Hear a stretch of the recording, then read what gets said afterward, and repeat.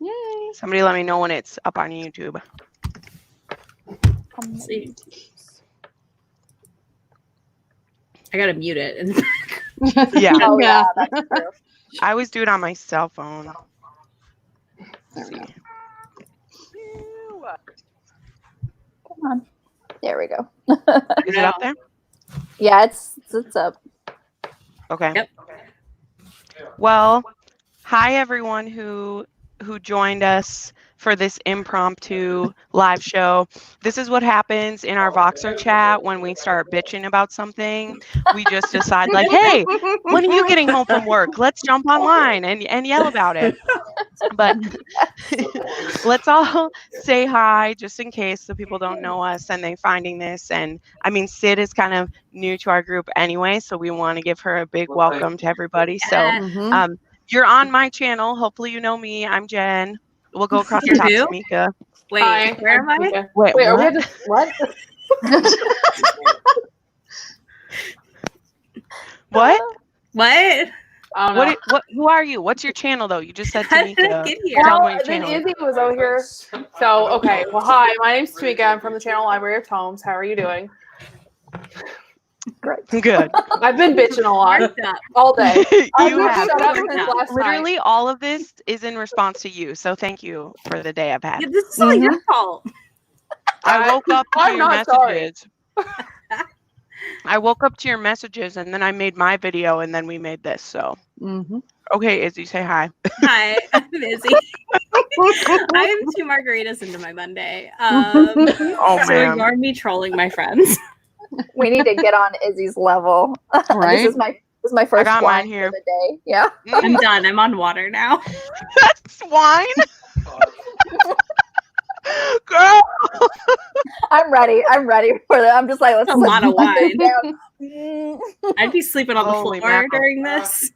I was trying to get on Izzy's level. 2 margaritas. I appreciate it. Oh my gosh. It's only 2 All right. shots of And then we tequila. got I can't wait. what's up, Nicole? Hey. Who's almost at 1,000 subscribers. So Oh, y'all should, if yay. you're not, subscribe to her Thank because you. happy things happening. And then You're so Sid, sweet. say hi. Hi everyone. Hi. I'm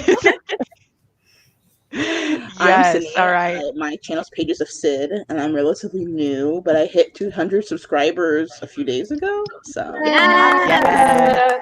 Yes. Those beginning subscribers are so satisfying because it feels Right. like you get 5 and then you go down 10 and then you go up like, ugh. yeah, Yep. it's Yep. It's a struggle, but it'll happen. It'll happen. It's And all then Sarah. take your Oh. time with it. Exactly. Yeah, sorry. Sarah from Steeped in Books. Oh my lord, I'm tired. Hi everybody. I'm not even drinking alcohol. I'm drinking pure sugar. So Ugh. Yeah. Well, why don't we start with Tamika? Why don't you kind of share? Maybe you don't need to mention the name of the person if we don't want to send people to them or whatever. But if you just want to say like what it was that sparked this, we have a lot of topics we want to talk about in the next however long we're here. mhm. But you know, you tell us why we're here, Tamika. So last night I was, scrolling through YouTube as you do at 3 a.m. when you can't sleep, and there was a video that popped up about 365 Days, the movie. And I'm gonna be honest, I don't really like the movie. I didn't think it was that good, but that's just because I'm not a movie person and it bored the crap out of me. But it was Fair enough. literally just someone like bitching about it because they were mad because it was a dark romance. And I literally asked you all to talk me off the ledge last night from sending a tweet because I was so pissed off. And here we are now. Because I've literally said since last night, I just want to bitch for 3 hours. And we're here Well, for you. we're to do gonna that. we're gonna Yeah. give you as much of that as you can. I don't know if I'll Absolutely. make it 3, but we're here for it. Yes. Well, yeah, I don't know. It's so this morning my fire was just coming from the fact of like I feel the same way you feel, whereas like I didn't really like 50 Shades of Grey at all. And it actually put me off of reading darker romances for quite a while, because it just wasn't into my taste at the time. But I'm someone who gets caught up in hype, so I checked it out. And it wasn't until the past like 2 or 3 years where I've started reading more kinds of romance, because I really only read historical romance, and then whatever romance there would be in YA that I would like. Like that's all that I read for a really long time. And it wasn't until I was like, oh wow, it wasn't until I got a Kindle Unlimited that I was like, oh, all these books are free. Oh, they're all kind of naughty, the ones that are free. Okay, I'll read these. I mean, that's how it happened. Is I would be like, oh, let me look through the free ones, and I kind of went from there. So it's important Honestly, sorry. Go ahead. I was gonna say, I think it's important to acknowledge that 50 Shades, these books existed before that, but that really like skyrocketed the romance genre forward again. And it like brought that more into the mainstream and like more acceptable to read. And it kind of like maybe did a little turn on misogyny against romance and like the words we hear constantly spoken out about romance, like how it's dirty, it's bad, because it's for not always, but generally is written by women and for women to an extent, and anyone hereunto that wants to identify as a woman or wants to read it, really it's there for pleasure and to like make you happy.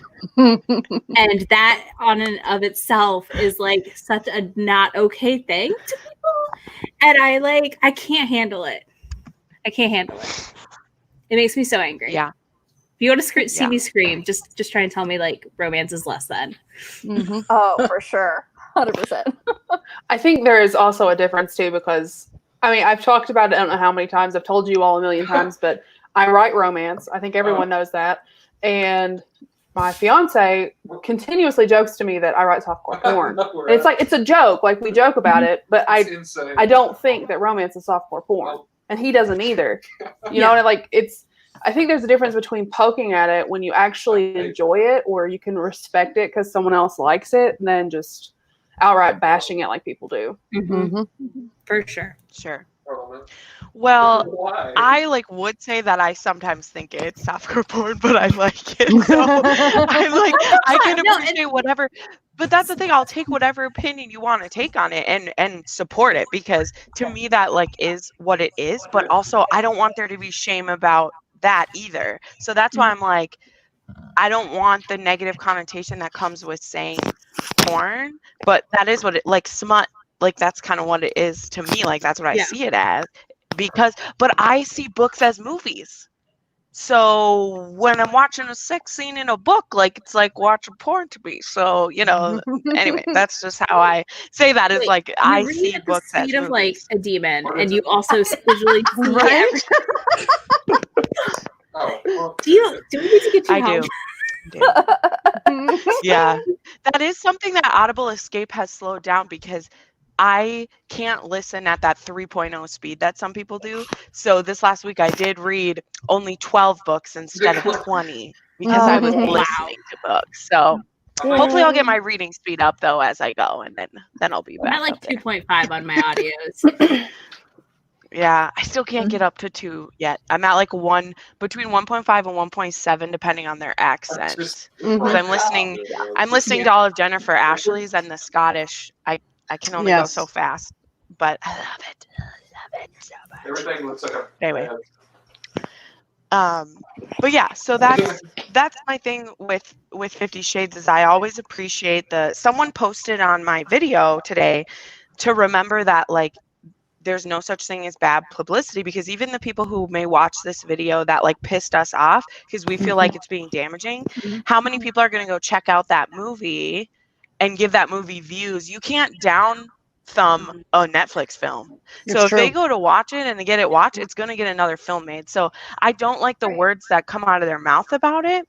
But I did also like my viewer who said there's no such thing as bad publicity when you're talking about some of that, because that's why I read 50 Shades of Grey, is because people wouldn't shut up about it. And then I read it and watched it, and now I'm reading. But then I was like, this can't be the best that there is. And then I went and found it. So True. that's how I feel about it. Yeah.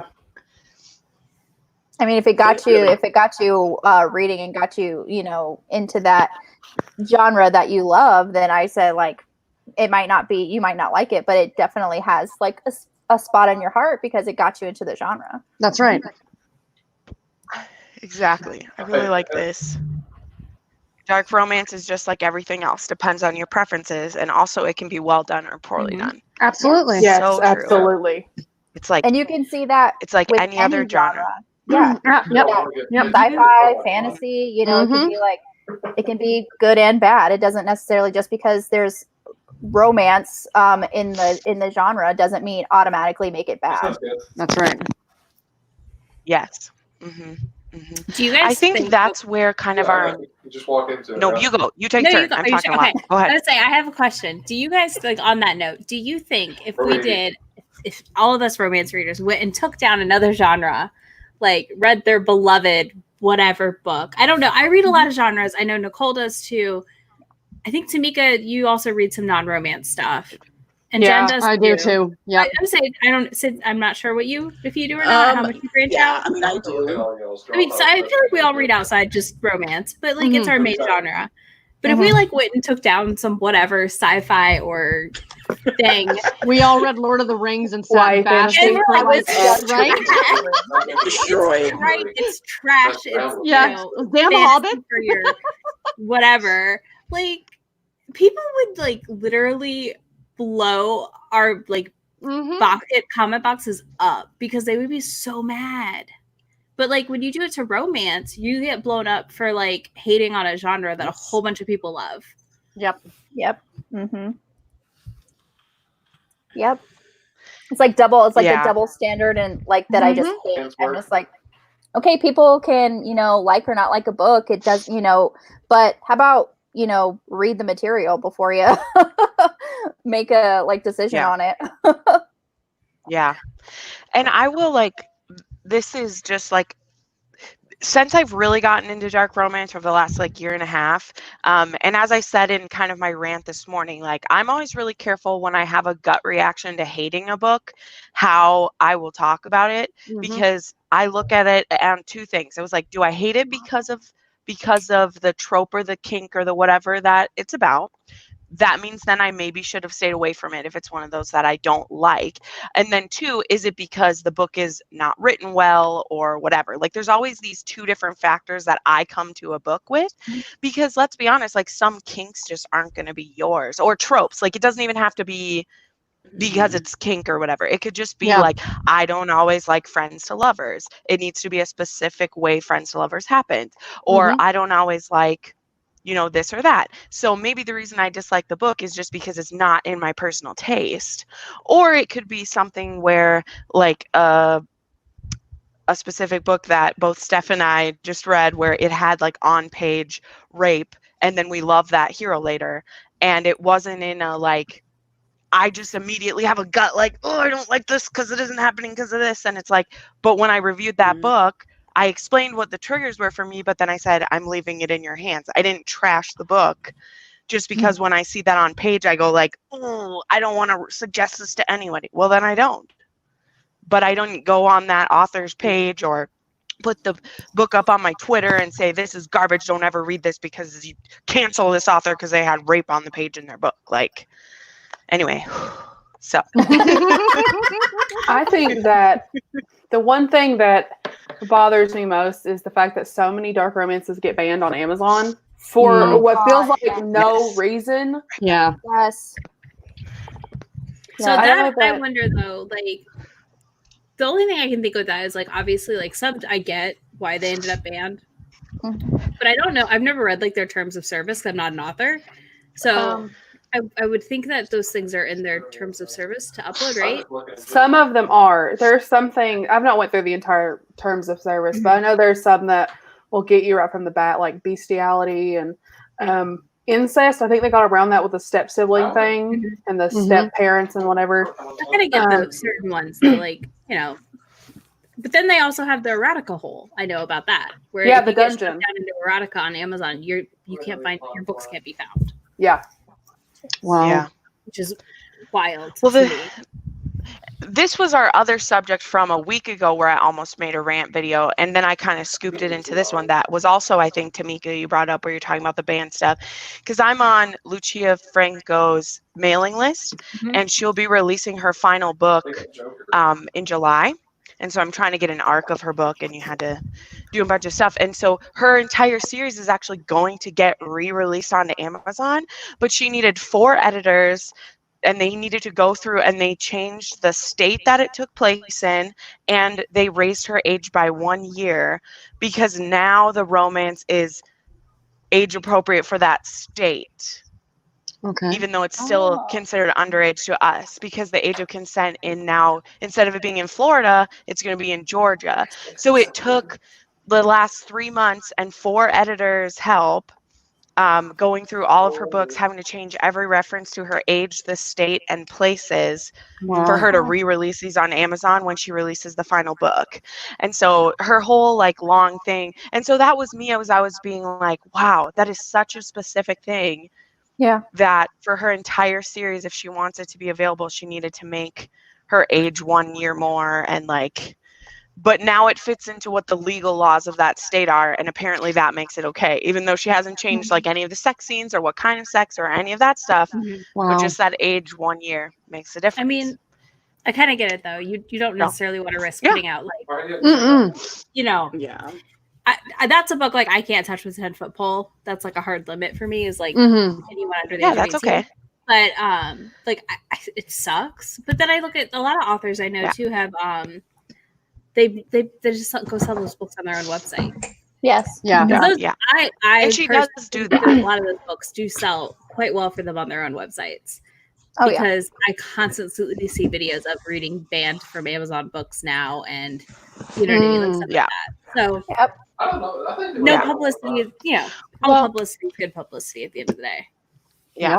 My thing, so this is one of the topics then that I wanted us to get to, so I'm glad we kind of got here this way, is that, okay, so we talk about like what we are annoyed with where certain things are banned or understanding the rules or whatever, but then who gets to decide like what a line is? That's just, that's just what I want to talk around, because I know in my head the things that are my personal line, but yet I still think that other people should be allowed to read if they want to, and be able to have those fantasies seen in a safe place. So like you said, there are things that are banned because they don't hit legal laws. Well, what legal laws are okay? I mean, it's not legal to kidnap someone. That's true. But, but you know what I mean? Well, but I just want to like have that discussion. Sid, how about I ask you? Because we'll just talk over you and you're too nice to break in. So let me call on you. What do you think about that? I'm sorry. I'm like a teacher and I'm breaking. Readers. Yeah, you'll get used to me, Sid. I'm just asking you. Okay. Well, I think it's tricky to decide like what is appropriate and what's not. Like, I did hear about the controversy of that book getting banned because she was like underage, and like I mean, on one hand you want to stick to like legal settings, but like they vary so greatly between states and countries. It's just kind of hard to like draw that line. I almost kind of want to say, I mean, I don't know, I feel like there's some things though, like bestiality, like that is a little, I don't know, that's a little too far for me. But I don't know, I think ultimately like the reader can like decide like what they want to consume or what they don't want to, as long as there's like trigger warnings to say, hey, like this is in this book. If you feel like you don't want to read it, then you don't have to read it, but at least let them know before they get in, because I don't want like the last thing I would want is like for a reader to like read something and they didn't know something was in it and it triggers them, because that's never good. But if you let someone know, hey, this is in it, has a rape scene in it, like you might want to not, if you think you're gonna get triggered by that, then don't read it, kind of thing. And that's kind of my point, and what I was saying in my video too, is that because no one person can fairly like decide what is too far for someone, that's why I think we should let our dollars decide. I think at the beginning of each thing there should be like, these are the triggers that are in this book, if you want to buy this book, if you want to support this author, then do it. If there is an author who's writing things that are just too far off, then people won't buy them. You know what I mean? So that's why for me, it's like, I wish that there just wasn't the ban, that you can just go get what you want. And if that book isn't supported, then people aren't going to pay and that author's not going to end up making money for it. So or what if that's they have, where I come down on it. What if Amazon had like a 18 or over section?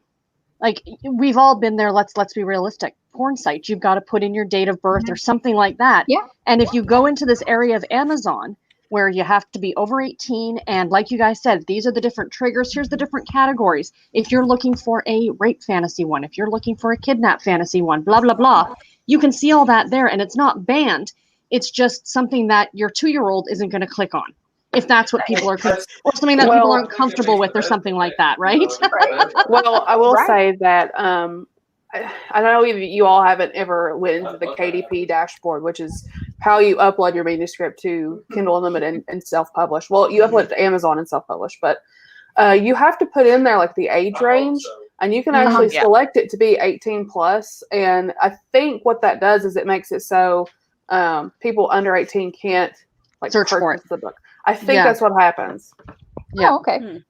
Well, then that's good then, because it's all really about, like transparency. Because I really like it when authors on Amazon, on Goodreads, whatever it is, they put those trigger and content warnings in there and just say, hey, this is what it has in this book. If you're not comfortable, don't buy it. But then, like, I'm like with you, I'm like, I don't want it to be banned if that's like not my preference, because honestly, with romance, there's so many subgenres, so many tropes, and so many different readers who actually go for those tropes. Like, there's that quote from Love Between the Covers, like, if you like a cup of tea, someone's pouring it for you in romance, because if you're looking for something within romance, it's going to be there for you. Absolutely.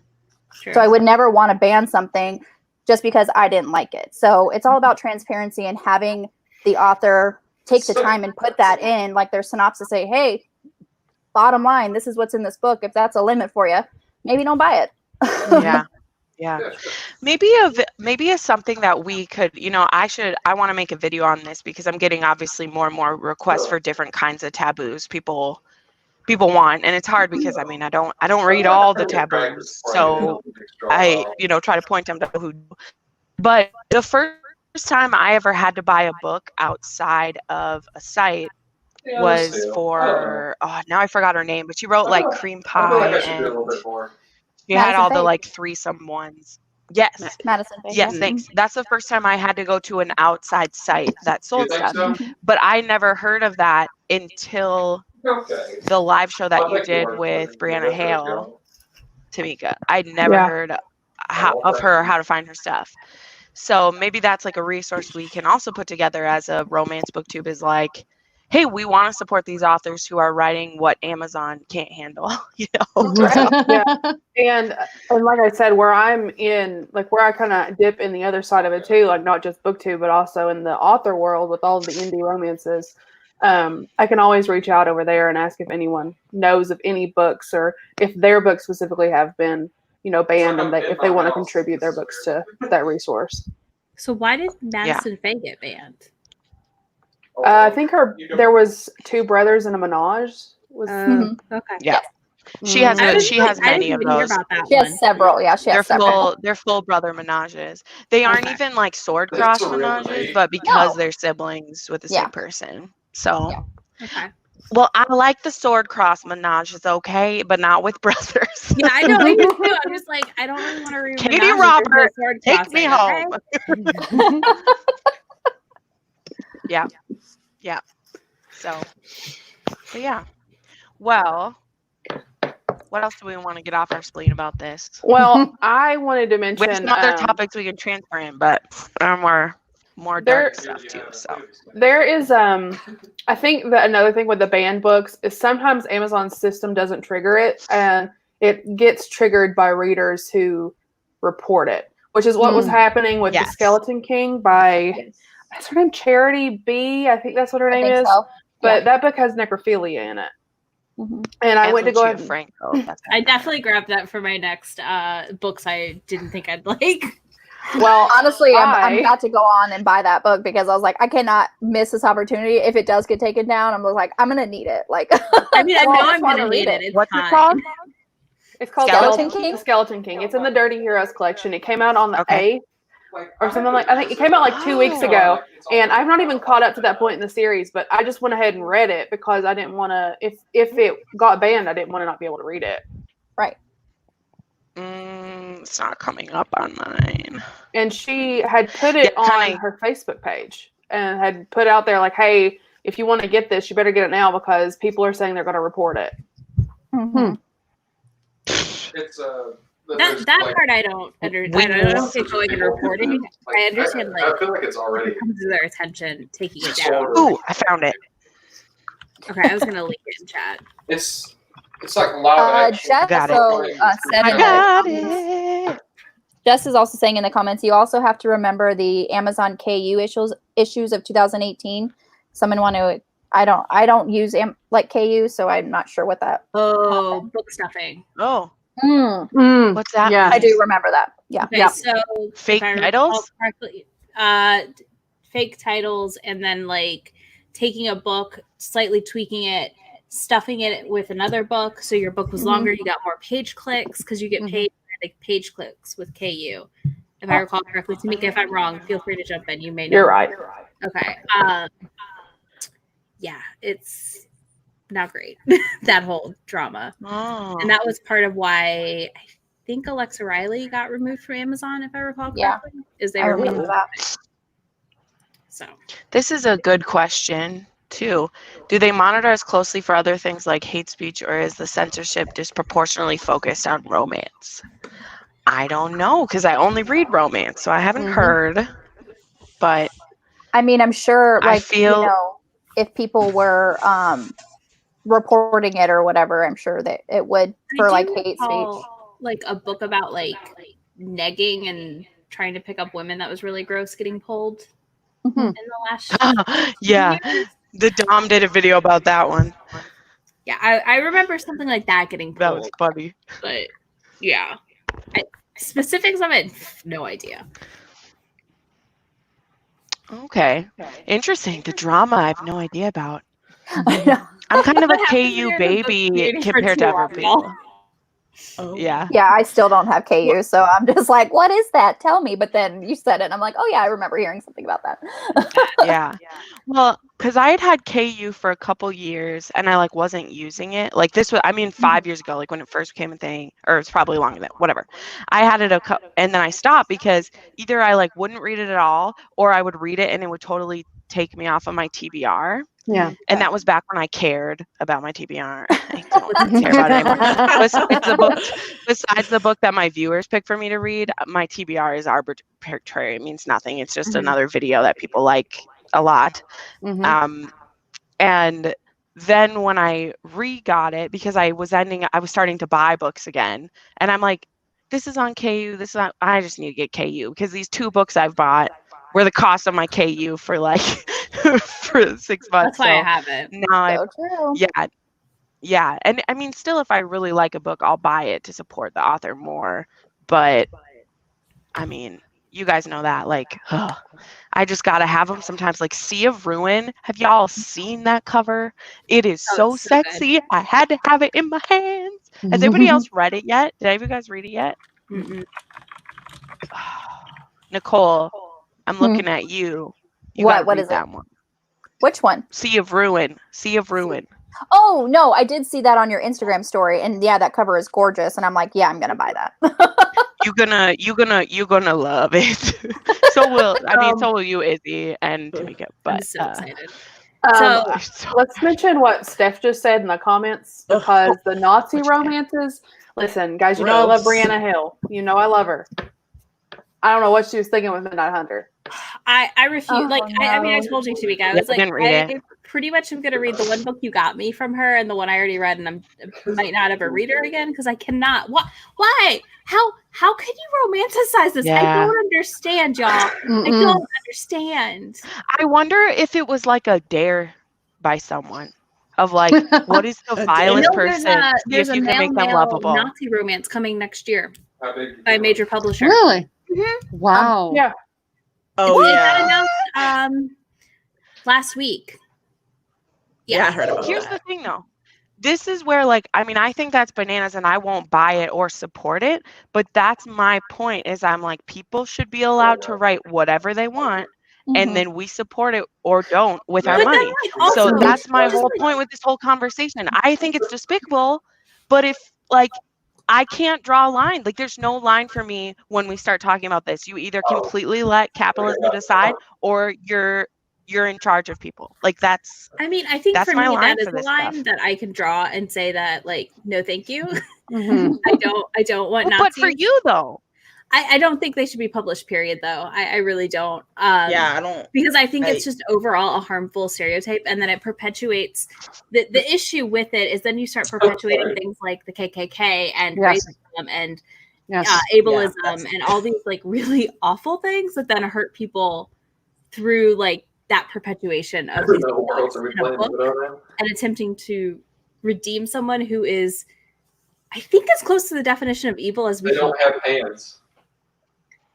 That's, Yeah. I Well, think I'd that's agree why with I that. have like such a strong feeling about it. Also, like a lot of my friends are Jewish. I just so, like, don't think it we just get breaks to my heart. decide. Yeah. Well, I mean, to me, it does. I mean, my great grandmother, she was in an orphanage because her parents were sent to a concentration camp. Like I have, so it's like I understand the gut reaction to not liking it.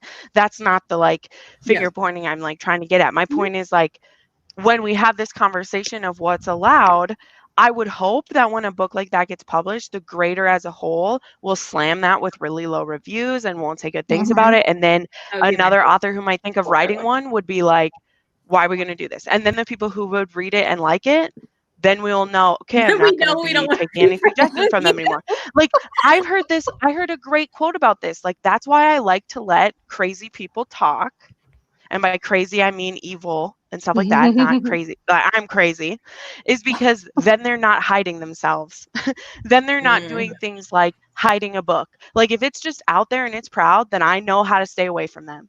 Whereas when they sneak in those things, if they wrote a book where it was an underlying theme, that's when it can get into young people's heads and it can get into people who don't look at that stuff. Whereas if it's very obvious, if it's very out there, then it can be like, that's a Nazi book, don't read it. Whereas if it's like, oh, well, this is a high school gang group and they're a gang who is this or whatever, then you can rename that stuff, but it's still, you know, like think about Lucia Frankenhauer thing, all she had to go do, well, not all, it was a lot of work, is raise the age. What if that person takes that Nazi book that's not allowed to be published and just changes the names, but it still represents the same thing? I'd rather it be a red scarlet letter on its chest that I can say, don't read this. Because so sorry, that's my defense of letting people publish what they want to publish. Because not everyone is educated in a way to like see these things in their books, right? Tamika, did you have a point about Dark Hunter? Did you read it? No, I did not read it, and I won't read it. I love Brianna with my entire heart and soul. Yeah. And I will read everything she writes except that book. Yeah. Because Ringmaster was the shit, y'all. I don't know if you've read it yet, but I really love the gift that I got because that man was the cinnamon roll and he rides horses and I was in love. And I was nervous because I read The Necromancer's Bride first before I read Ringmaster. So I was nervous. Yeah. I enjoyed that. I loved it. You did? I enjoyed it. But I was nervous. Yeah. I give it 3.5 stars. It was interesting. Like it's not a kink I want to revisit. But I tried it. Like I'm gonna try the Skeleton King, even though that creeps me out. I'm gonna try. Those weren't the same thing. Even though the guy was called the Necromancer. I'm not gonna spoil the book. Not spoiling the book. I literally I can't even can't say anything about it. Yep. But actual necromancy is like different than what happens in The Necromancer's Bride. Is what I would say.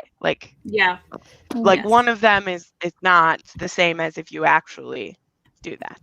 But it was interesting. Brianna Hale is interesting. Well, with the whole Midnight Hunter thing, and I didn't know this until Izzy told me about it, but there was a lot of people who actually went out on Twitter and was like, I don't want to say they were canceling her, but they were saying, they were telling people not to read the book. And I think they were trying to get a lot of people. I feel that I saw, at least when it happened, were trying to give the warning call of like, be careful.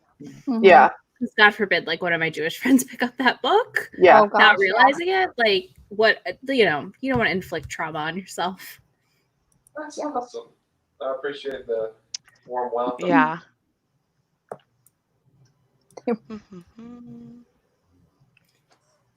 Do we want to talk about illustrated Yeah. covers?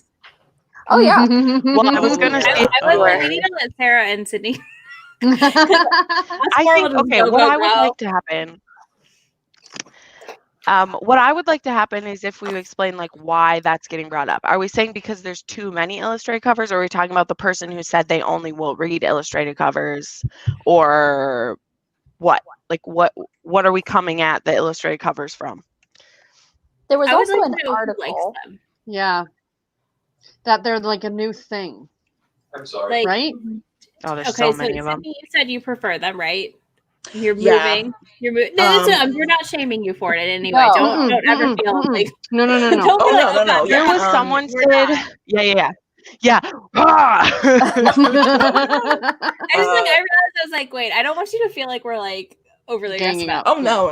So Like, what I'll say is before we ask you is, there was a booktuber who said the only romances she would try are the ones with illustrated covers. Like she didn't want any with realistic covers or anything. So that started us in kind of a thing of like, there are so many illustrated covers right now, and most of them like all look the same. And I'm a person, like, I don't care what a cover looks like.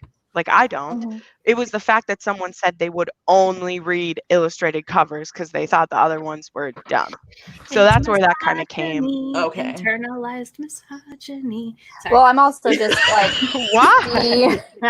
steamrolling off of Steph's comment. It's just like illustrated covers are misleading, and that was actually in an article that I read about why illustrated covers are actually like quote unquote hurting the romance genre, just because they were giving examples of things with illustrated covers, just like which one do you think would be, like a cute quote unquote sexier, clean romance versus like, a pretty explicit, romance. So that's, and like you see, illustrated covers like that, and it is very misleading. I think it is. But I think, and then I'm just spitballing from Jess's comment too. She's like, but they're cute. I'm like, yeah, some are super cute. It's advertising. I feel like they're a way to bring in those who read YA, to give them like a safe space to come from here to here. And you're right, like they're misleading. I know in my personal bookstore not that long ago, someone had shelved the Kiss quotant, however you say it, in the YA section. I'm like, that is so man. Oh my God.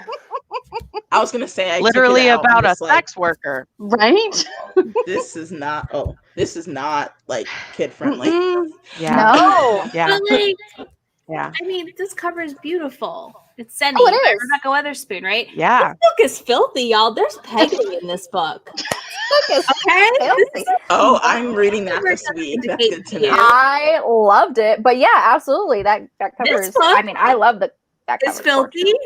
I That's can't wait to read that historical book too. romance. I know, but it's still filthy for historical.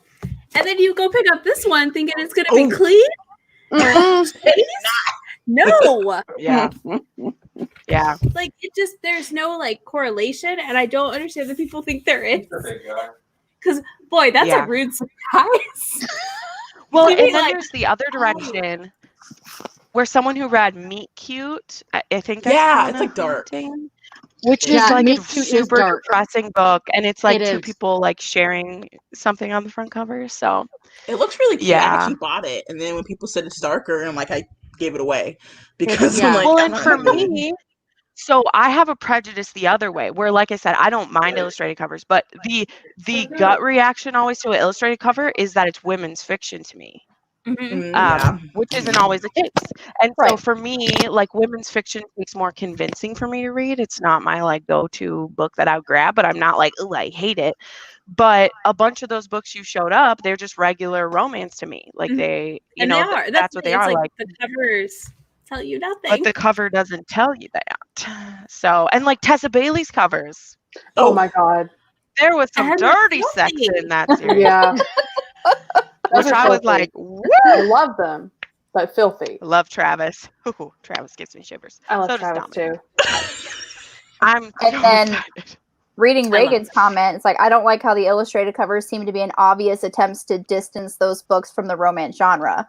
Like if you had like the traditional bodice ripping cover, or like Fabio on the cover or whatever, it's just like, oh, those are like the stereotypical, shameful romance covers. Whereas the illustrated cover is like, oh, like more people are going to pick this up because it's not an obvious romance cover. Oh my God. Like, Which I have talked to like so many people who, if they bring, a book into, where I work, because, if people come in for their appointments and they're waiting in the waiting room, they have a book with them. I always like, oh, what book are you reading? And they try to hide the cover if it has like, if it's like a bodice ripper or one of those. Yeah.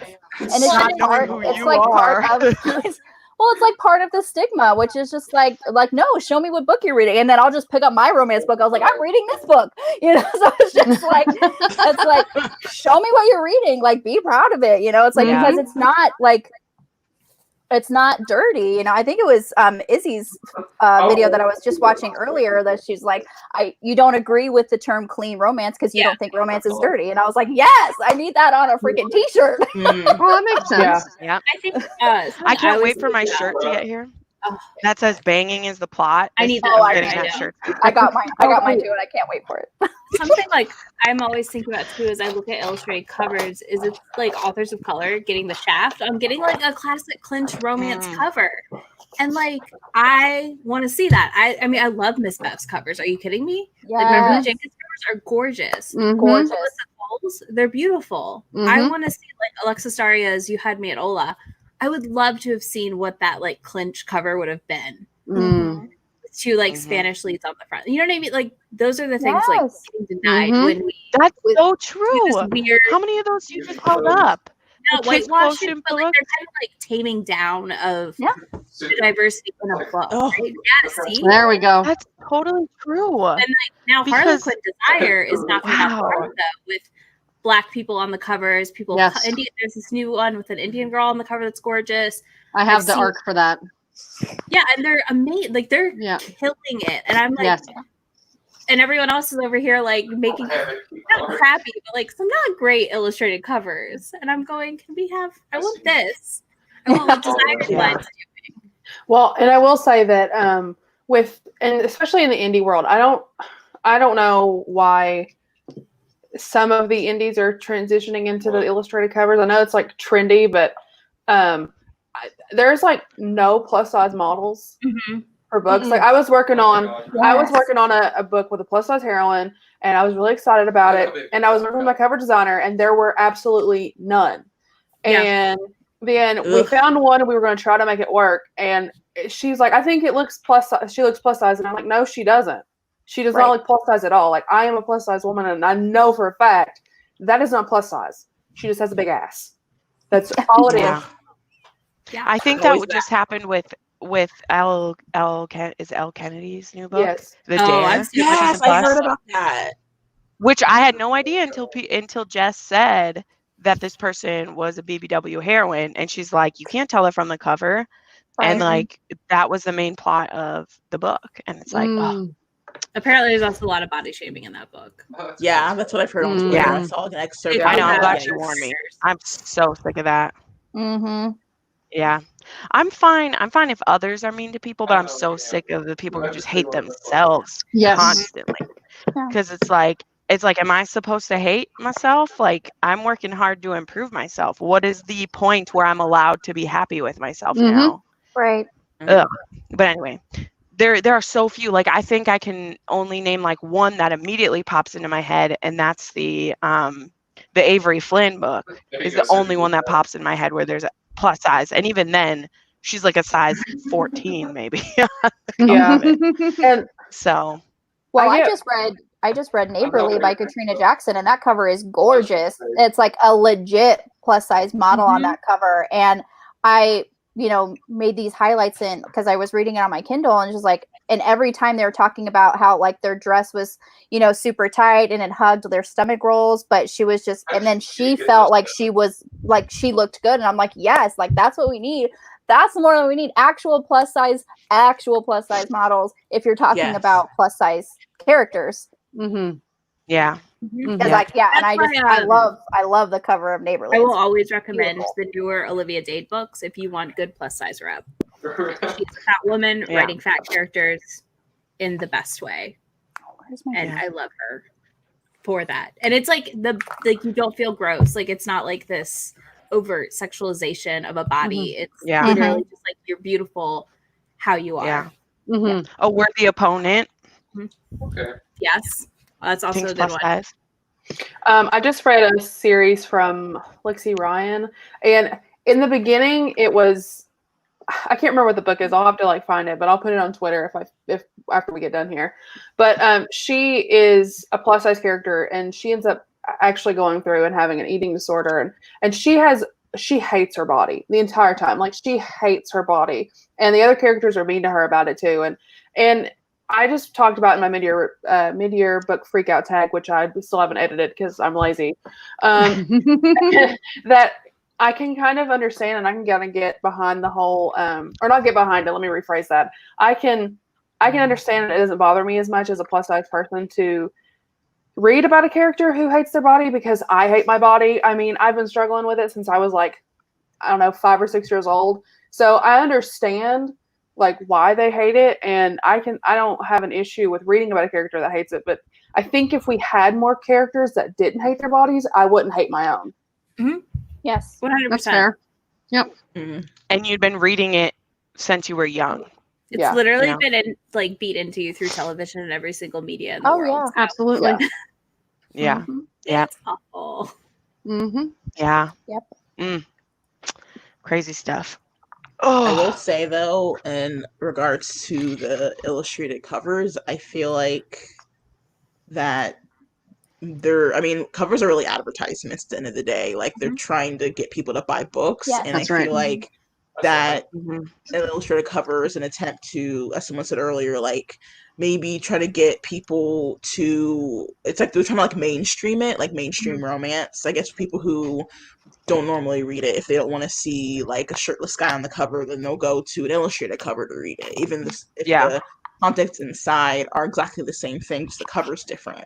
Like I admit that I am more drawn to illustrated covers, and I used to be kind of dismissive of covers that weren't illustrated, just because I assumed that the content in it was different. But now that I know and I've read more, now I know that I can't necessarily make that assumption, and that like, and most indie covers that I've seen aren't illustrated anyway, but like, it's just true. I can't make that.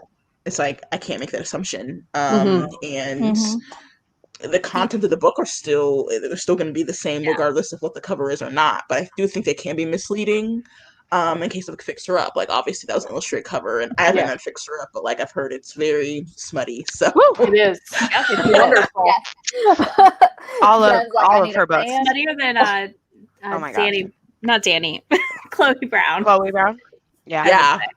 So. She's plus size too, I believe. Yes. I can literally picture the sex scene in my head as soon as you mentioned it, because I've read it so many times. The first sex scene with Travis. Holy crap. Sorry. Whew. I love Travis. There's a reason I read on my Kindle. It's so I'm not carrying. He's a fan. Exactly. I got it right there. And I still look like it.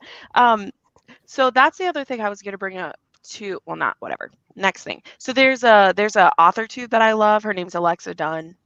She writes YA, but she makes these really cool author tube videos. And she did one about covers and about the illustrated covers, and that 80% of them are like coming from the same place, like from the same couple artists right now. And so I think that's part of the thing that's annoying too, is that they all, not only are there so many illustrated covers, but they all are like the same shapes and colors.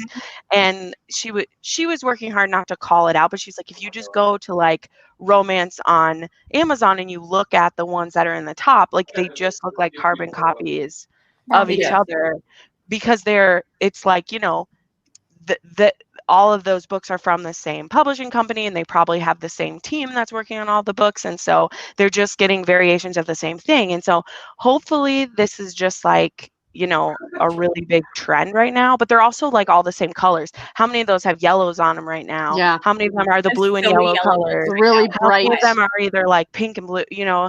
And so Yep. it's just like, they would, even if they're, you know, from hearing what Sid says and what some people say, that they really like,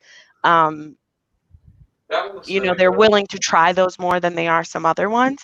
But if you could just be more variety with it, even, because I still get caught by a pretty cover too. Like, that's why I bought Taking Down the Duke before it was ever big, before I bought it the day it came out, because I was like, ooh, it's pretty. And then I read it and I was like, I'd rather read another historical romance than this one. But I felt the same way that some of you said, of like, I hope that it's a gateway to people.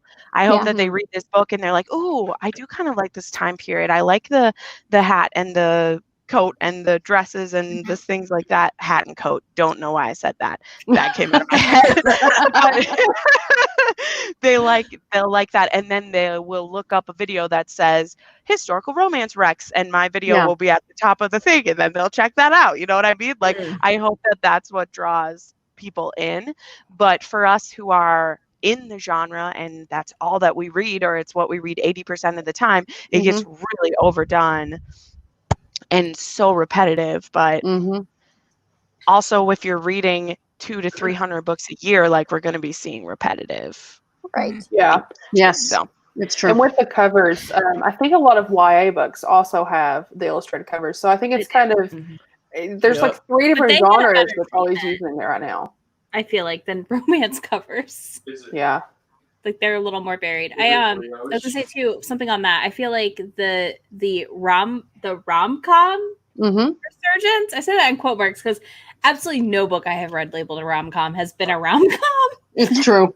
In any capacity. Usually there's some heartbreak and like I want to cry by the end of the book or at some point in the book. I feel like I don't know. Those are all illustrated. Yeah. Maybe it's a correlation to that too. I don't know. Yeah, I totally agree with that. The ones that they say are rom-coms never are. And then I read Pucked and I snorted milk out my nose. And I know not everyone likes those books. Like, I know. But for me, that was a rom-com to me. Like, I understand what's problematic about those and blah, blah, blah, why people don't like them. I get it. But for me, that was more of a rom-com than any other books that had been telling me they were a rom-com, because I think what, you know, and to me, Tessa Dare is kind of rom-com-y, and like Julie Quinn, like I laugh when I read books. Oh God, yeah. It's weird. Like, all the series people this are not funny. Yeah. There's always like, oh, but my dad just died. But I'm classy. Cancer. Oh, it's a comedy. No cancer in my rom-coms. Get out of here. Put that on a shirt. I'm talking about read. Put that on a shirt. Oh, yeah. I was just thinking that too. Yeah, isn't that what pretty harsh? Store. No, dirty. Like a store. Yeah.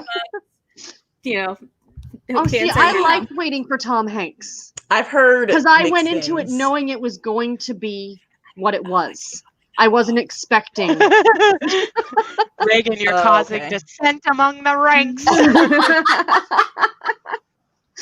Yeah, I've heard not the best things. I haven't read it. I've been tempted to because she's from my like home state, and so she's been a couple signings that I've been at. But like, I don't know. I haven't heard the best things, so it's kind of made me not want to read it.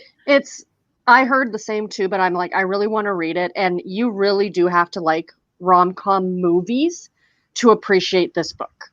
If you don't, then don't bother, because you really have to suspend your disbelief. And I think that's where a lot of the dislike for that book comes in. I mean, that's the same with almost all romance, but you know, I thought it was cute. I'm not saying it's terrible. It's just, I was annoyed at it. That's fair. No, that's fair. It was literally every other page. That was my problem. I'm just waiting. Excuse me, Bree. Sorry, Sarah. I'm over here laughing. Where's Chloe? She's giving shade. Chloe probably had to go feed her lovely baby. She was here. Yes. Yeah, she Well, we're coming up on the... Because her and I buddy read it. She's leaving me to hang out. Oh, well, she is feeding a human, so, you know, we have to... That's fair. Cute little baby. We're coming up at the top of the hour. Is there anyone who needs to go? Are you still good, Izzy, for a little bit, or?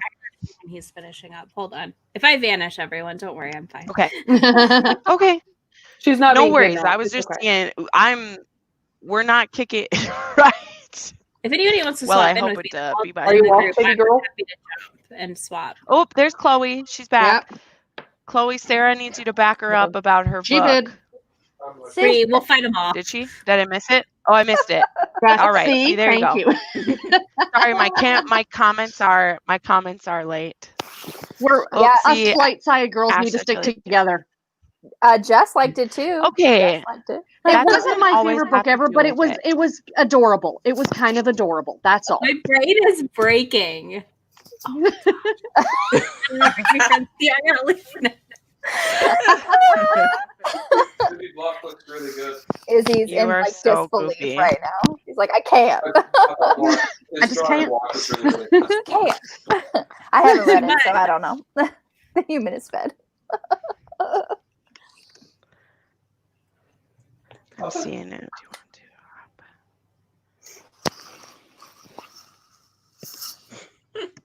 you want to? Sorry, I'm messaging. No, you're really fine. quick. The human is fed. All right, I'm gonna hop off. Thank you guys so much. Oh, we love you, Izzy. Bree, if you see this, I messaged you on Voxer, but we'll keep talking for now. Yeah. Okay, I'm What trying to think of some other topics I've had recently. There's just so much. If anybody in the comments wants us to talk about something, we can definitely do that. Yeah, you've kind of just been rolling with us. We take comments sometimes. I don't ignore you guys all the time Sometimes. if it's worth it. No. Well, I did have, if nobody, while we're like waiting for someone to comment, I have something one of my like readers said about going back to kind of like dark romance. She, when I said that we were going to go on about it, she was sharing something about, which is true, because I kind of explained a few things, because a lot of times whenever I'm talking about dark romance, I start talking about BDSM, which is not the only kind of dark romance there is. I know that. And she had brought up the point that number one being that as soon as consent goes away, something's not BDSM anymore, which is true. And then she said the criticism is that not that romance is bad. It's that unhealthy expectations cause many issues when people get together. They may be feeding the endorphin train, but when their partner doesn't fulfill that projection, it can lead to many unhealthy problems. And then, she's saying that I'm a nice person and that she isn't judging me for this. While a majority of romance readers tend to be our age, there are still plenty of impressionable younger people of any gender who pick these up, and it can morph their perspectives unintentionally. She said, my first romance I read as an accident because I was looking for something else. I'm not saying we're stupid and can't separate fiction from reality, but our brains do funny things when we get that tingle from reading, and it's not always a good thing.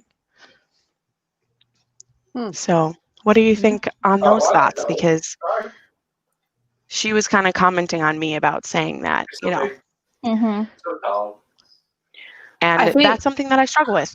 Go for it. Go. I think that I'm going to have the unpopular opinion of, I know that when Ugly Love, and I think it was someone on BookTube had brought it up and said how problematic it was, because the main character, I read this when I was 16. And I think it kind of just varies because there's different maturity levels with everyone. And I know that at the age of 16, I was just as mature now as I was then. I mean, I grew up quickly, so I know that my maturity level was pretty quick.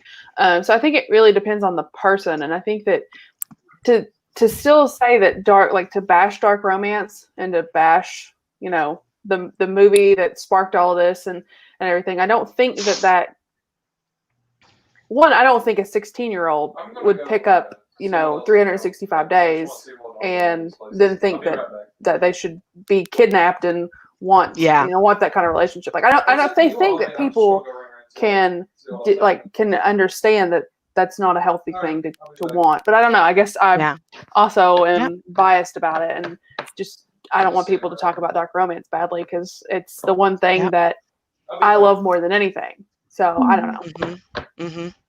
No, and I feel a lot the way that you feel, because as I've shared, many times, like I studied romance before I knew that's what I was specifically wanting, but the fantasy and sci-fi books I liked the most were the ones where the romance was the biggest part of it. And so then I slowly start to realize, like, oh, I don't need to read fantasy to get this romance. I can just find a romance, and then I don't have to worry about all the extra plot, because banging is the plot.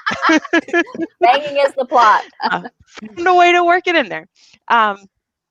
And I understand what she's saying, how like it was an accident, how she first came across one. And so it's like, I'm compassionate to that. And like, I also want to be responsible. But the other thing is, I don't think that we should censor an entire genre because people might accidentally find it. Like, that's going to happen with anything. Like, you're going to find stuff when you're too young for it, and it's going to spark you into wondering it. And that's why I think parents need to be need to explain things to kids. Not that you need to sit them down with a book, not with a book and say, okay, let's talk about porn, let's talk about sex, let's talk about this. But I mean, bring things up as your kids ask, instead of being like, we're not going to talk about that right now. Because that's what my parents did. And then when your kid stumbles across it, yes. And then when your kid stumbles across it, they can bring it to you and be like, hey, mom, what's pegging? And you can be like, well, okay. You can be like, well, you know how we've talked about sex before, instead of it being like, we haven't even talked about sex yet. Like, there can be that where you've already started the communication. And like, one of my friends, it was like that with her mom. She could ask her anything. I couldn't with mine. I just had to figure it out on my own. So that's where I think as parents, you have to lay the groundwork so that when your kids stumble across stuff, because they're going to, that they will. And I say that as a completely, ignorant person of not having kids. And I wish Bree would, get on here because she has kids. And do any of you have kids? No, I'm childless. Okay. Well, what I stumbled around the point of earlier, you notice I do that quite often, is I don't think you can hold an entire genre responsible for what might happen, for who might get to read it. Yeah. And I think that's the issue is, that you might stumble upon it. Yeah, you might read Ugly Love and you might think it's problematic and it has, awful, it has an awful relationship, and you might think that anyone from 13 to 16 might get the idea that that's an okay thing and that you should be treated that way. But you can't censor this material that someone has created because you're scared that someone is going to read it. Because that's because you're afraid that it's going to go in the wrong hands. Like, you can't, at that point, we should just censor everything if we're just scared that people are going to read something and it will hurt someone or bother someone. Yeah, well, I think that's also just comes into the whole transparency thing that we were talking about earlier. And it just ties in hand with what Jen is saying. Like, lay the groundwork and talk to your kids about that, because I was reading romance when I was 15 and 16 years old. Like, did I ask my mom, no, it was like, did she say like, I couldn't get this or I couldn't read these things? No, but it's people, if you want to do it, people are going to find a way to do it. It's just like, they're going to find it, so it's, Yeah, like for me, I remember when the Twilight series got really big, I was like in 6th grade, and my mom had heard things about Breaking Dawn from another parent, and she wouldn't let me read Breaking Dawn until she read it. And so I'm like, okay, fine. I read the first 3 books, and then I went out and found another series, and I read it, and it wasn't much better than Twilight. So it's like, I mean, eventually I could read Breaking Dawn, but I don't know. I feel like it's important for parents to talk to their kids about that kind of stuff, so they don't have to, like, when the time comes, it's not like, okay, there's a whole entire like lesson. Like, no, you just have to incorporate it into like ongoing conversation. That's it. An open form of communication, I think, is what it is at the end of the day. Let's answer this question real quick. Sorry, I'm trying to get Bree in right now. Okay. So if you guys would take that question while I get her in here. Dark romance is a very complicated genre because there's no strict definition on it, but it falls under the erotic romance subgenre, I think. And it is typically involving some kind of dark element like kidnapping. I think bully romances technically fall under dark romance. Yes. There's also consensual and non-consensual. Dubious consent, yeah. Yeah. Sure. And then sometimes no consent too falls under that. Mm-hmm. And then I don't know what the other ones off the top of my head are. Yeah. I mean, I honestly really just consider it like, because it doesn't, to me, it doesn't necessarily have to fit under the erotic. She's telling you like what the actual category is, right? Like what it says on there. For me, it's more of like a feel of the book. Yeah. So, you know, because I consider some age gaps dark. I consider some mafia dark. Yeah. I consider like the Dirty Hero series. There's a different kink in every book, but I consider those dark because that feeling is like, you know, so sometimes it's more of a feel than that. Like I just read an like a mafia one that was like hilarious. But it's considered dark, but I would be like, yeah, I would totally suggest this to like mainstream because it wasn't like about like, you know, It's so good though. knifing people or, you know, drugs or stuff like that. So I considered it a lot like lighter than that. So, but technically, yeah, it's under erotica if you're looking it up for that. But to me, dark, when we talk about dark, when I made my video, which was in defense of dark, I'm just talking about anything that's out of the ordinary that people consider, you know, not taboo. Yeah, that's taboo, or you would feel ashamed, like you would have to hide it in other circumstances. Like when I made my video about it, that's what I meant. But really, what like I consider dark is way different than what like Sarah might consider dark at this point. For sure. I'm more of a gray area. Yeah. And that was why I wanted to do the readathon like we did, because it came from a live show like this where we were like, hey, try some of these out. So Bree girl, you gotta follow the link. Bree. Can you hear us? We want you. Is she having trouble with Bree. the link? I don't think she's tried it yet. So I'm like, haven't you done these, girl, with us? I think so. And to go back on that communication thing on parents being open with their kids, we've all established that I have a horrible relationship with my mother. But the one thing I will say about her, the one positive thing I can say, is that I was introduced to know what sex was from the time I was like 5 years old. And she was very open about what it was and what was normal and what wasn't normal and what happens when you did certain things. And I mean, she was really open about that. And that's the one positive thing that I can say about her. And I think that that's kind of what you have to have, because I did not have that same relationship with my dad. I love my dad. I couldn't talk to him about that kind of stuff. And I think communication is absolutely the most important thing you can do so that your kids don't grow up to, you know, be scared of sex or be ashamed of it, or to not feel, or if they're asexual and they don't feel, you know, they fall on that side of the spectrum, so they don't feel like it's not normal for them to like not experience that when everyone else is. Yeah.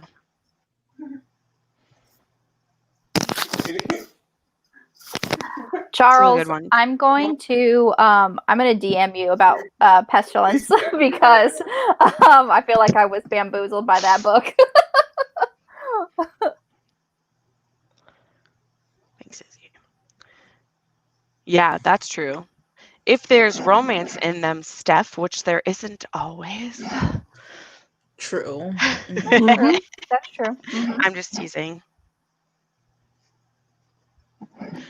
Oh my gosh, Reagan, I read in my math class every single day, and on many occasions, my math teacher, who was only 7 years older than me, I've always had a thing for age gaps, apparently. Student teacher, I blame him for my fascination with student teacher. He would often pick up my books and leaf through them. And he told me the one time, he's like, I'm just waiting to see one day if you'll stop bringing these books to my classroom if I end up reading them in front of the class. And I was like, probably not. So he stopped doing that eventually, but I read it in his class every day.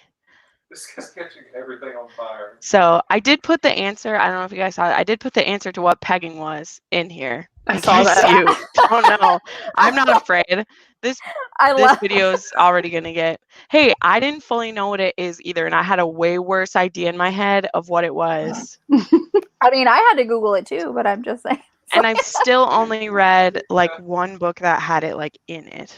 But maybe now I'll read the other one too. Sorry, I have laundry to fold, and since we're talking about that, it's getting folded over here. Because I don't want to leave you guys, but I also have to get this folded if I want to be at peace. Are you going to recommend the book to us? I want to know what it is. Oh, that has Peggy in it? Yes, I want to know. Oh, well, it's one of Katie Robert. Oh, Katie Robert.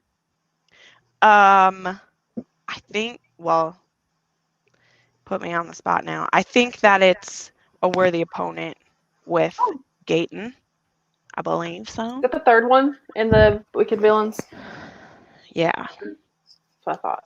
But now I want to read that other one that Izzy held up too, because, well, on Fated Mates, like they did an interstitial about it, and so there was a whole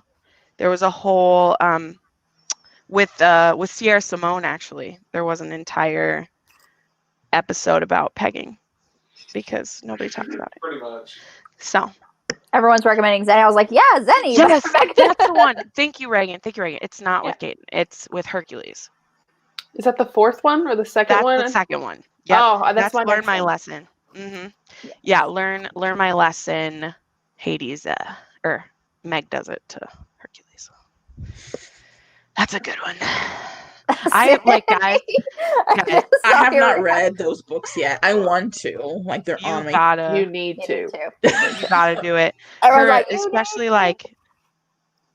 Okay. Sarah, we're talking to you too. You need to read those books. All right, I'll get on them. Yes. So here's some news that I don't know if I'm sure maybe you've like seen it, but if you join her Patreon, she just added new levels. She only had one level before, so now there's a $5 level where you get access to her ebooks early. Then there's a $12 level where you get a signed copy of each of her indie books sent to you. And then there's a $15 level where you will get the audiobooks as they come out this summer. Plus, Nice.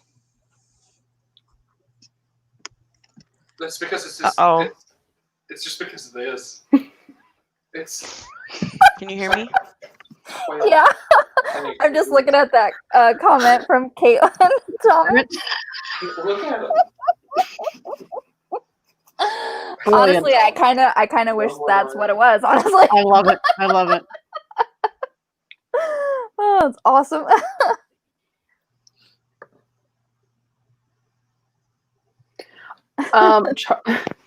I don't prefer romances on audio. That question just popped up in case anyone. Oh, yeah. I think it's.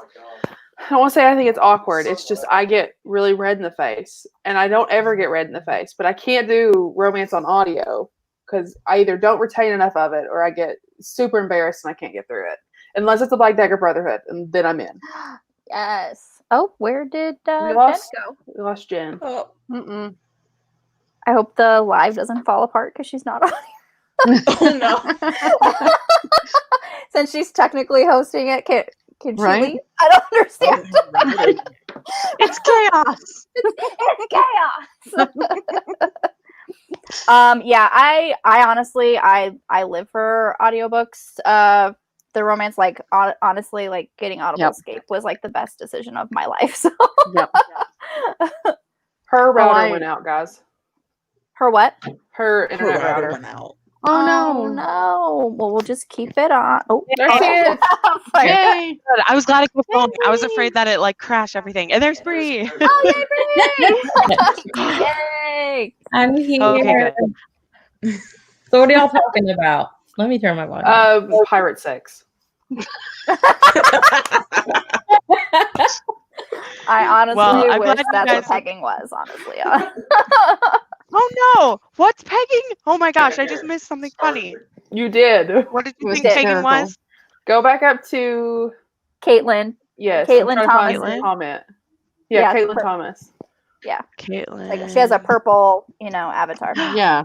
Okay. Back when I was a beginner, I thought pegging was some sort of virus. Oh my god. That is what I would have thought too. I'd never even heard the term until like a year ago. So Yeah. like Yep. I'd seen it listed on a porn site before, but obviously I'd never looked it up. So Never clicked on that. but like I said, I've only read it in one book. Did Fated Mates do a whole episode on it, or was it? Yes. They chatted with Sarah Simone. Okay, I need to obviously go listen to it. Yep, that's what I was just talking about.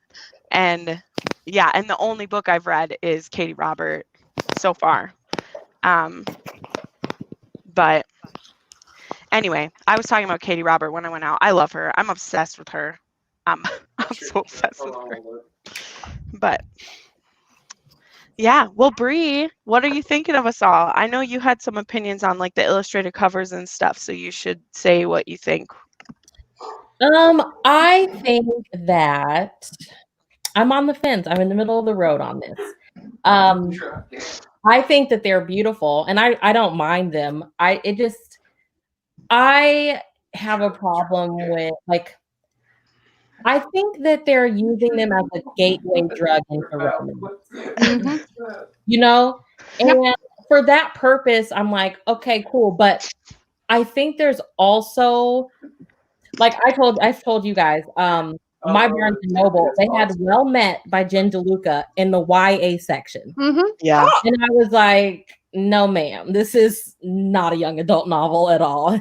I'm like, obviously nobody here reads romance. I just think stuff like that, I'm like, they can be kind of misleading. And then I know that I've The Honey Don't List by Christina Lauren. I know some people love it. But I went into it thinking it was going to be so fun. Like the premise sounds great. The cover's cute. And that book was not fun at all. Oh, no. Yeah. Something I will say, though, is Sarah J. Maas has raunchier sex than Well Met did. Well Met had one sex scene. And though it was a graphic sex scene, Sarah J. Maas has more graphic sex than Well Met did. I was disappointed by Well Met because I wanted them to do it in their costumes, and it didn't happen. Sorry. I liked his sexy pirate act, and then nothing happened. Yeah. But I know what you mean, though. That's a whole nother thing of I don't think Sarah J. Maas should be in the YA section right alongside Sarah Dessen either. I think there needs to be a new adult section, or straight up just put it in the adult fantasy section then. But because it doesn't start with her. It doesn't start with her as a teenager. She's already 19 when ACOTAR starts.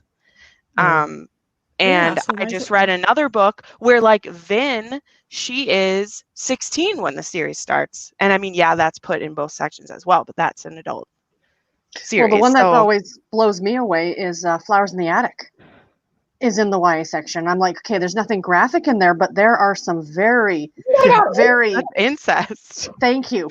Taboo subjects in it, but it's in YA, and I'm like, okay, yeah, I read it in high school because everybody read it who's my age in high school, but yeah, I wouldn't. I started reading V.C. Andrews when I was 11 years old in 6th grade. Wow. I haven't read anything. You're an early bloomer, my dear.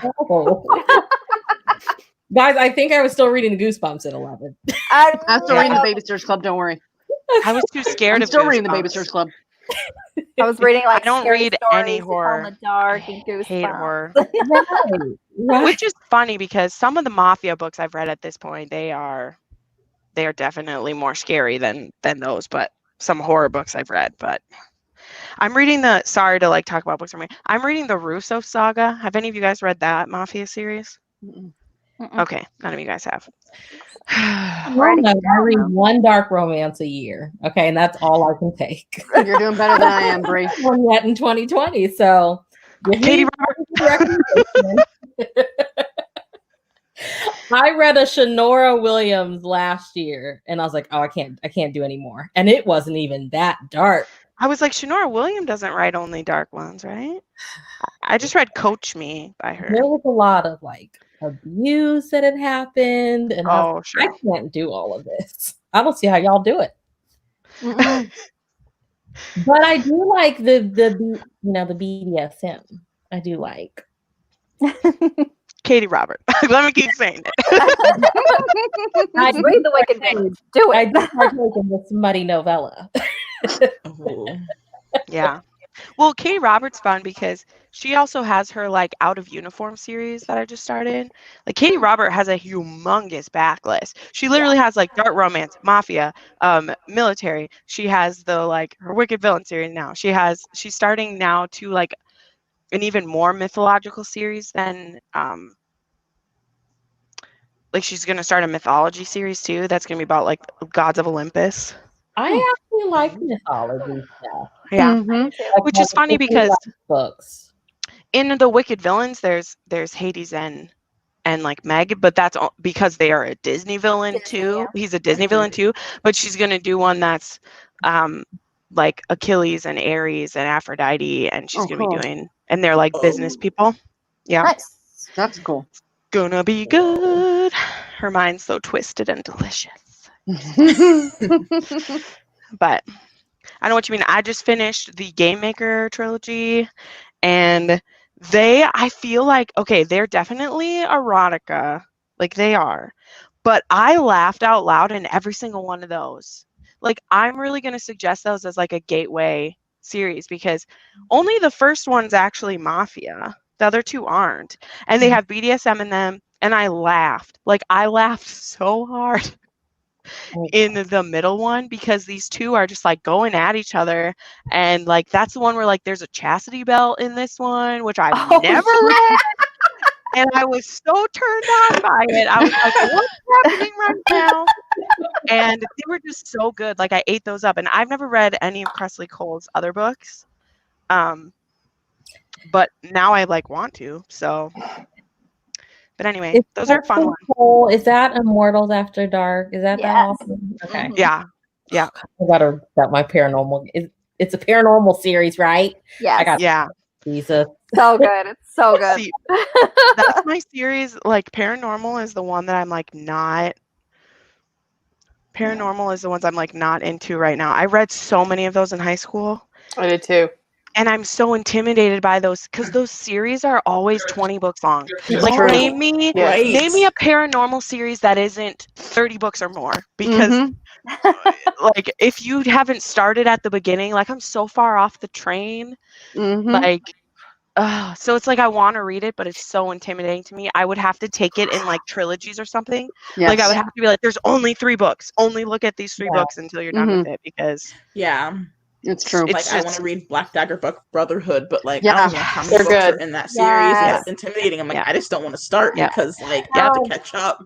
And I got 7 books in, and I got burned out of that series. I'm on book 6, and I have not touched it since I moved last year in October. Because I liked the first 5 characters they had, and then it was just like, okay, now it just feels like now we've seen the 5 different archetypes of this character, and now I'm just seeing the same thing over and over again, which sometimes it gets me, and I feel like it does get you if you're reading them as they come out. Because that's what happened with the Carpathian books when I was reading when I was reading Christine Feehan. I started that series when there was like 8 books out, and so I caught up to that, and then I was reading them one at a time. And then I fell off the train, and 8 books had come out in the time that I wasn't reading it. And then I just couldn't get back into it. So, and now there's 35 books in the series, and I'm not going to go back. So, yeah. So, I feel like paranormal would be a good escape for right now, though. But I don't know. Like, I don't hear about paranormal titles coming out. Yeah, like I've been trying to research like paranormal because like with all the talk of like Midnight Sun coming out, like I don't think I'll read Midnight Sun. I think I want to read paranormal adult romance, but it's been hard finding things that either are older or that don't have like a zillion books in them. Yep. Yeah. Yeah, I wanted to read a bunch of paranormal at the beginning of this year, and there's like there's only a handful of videos that are recommending paranormal books, and I just got so overwhelmed trying to find them myself, and I just don't even know where to start. Yeah, I start recommend you some paranormal.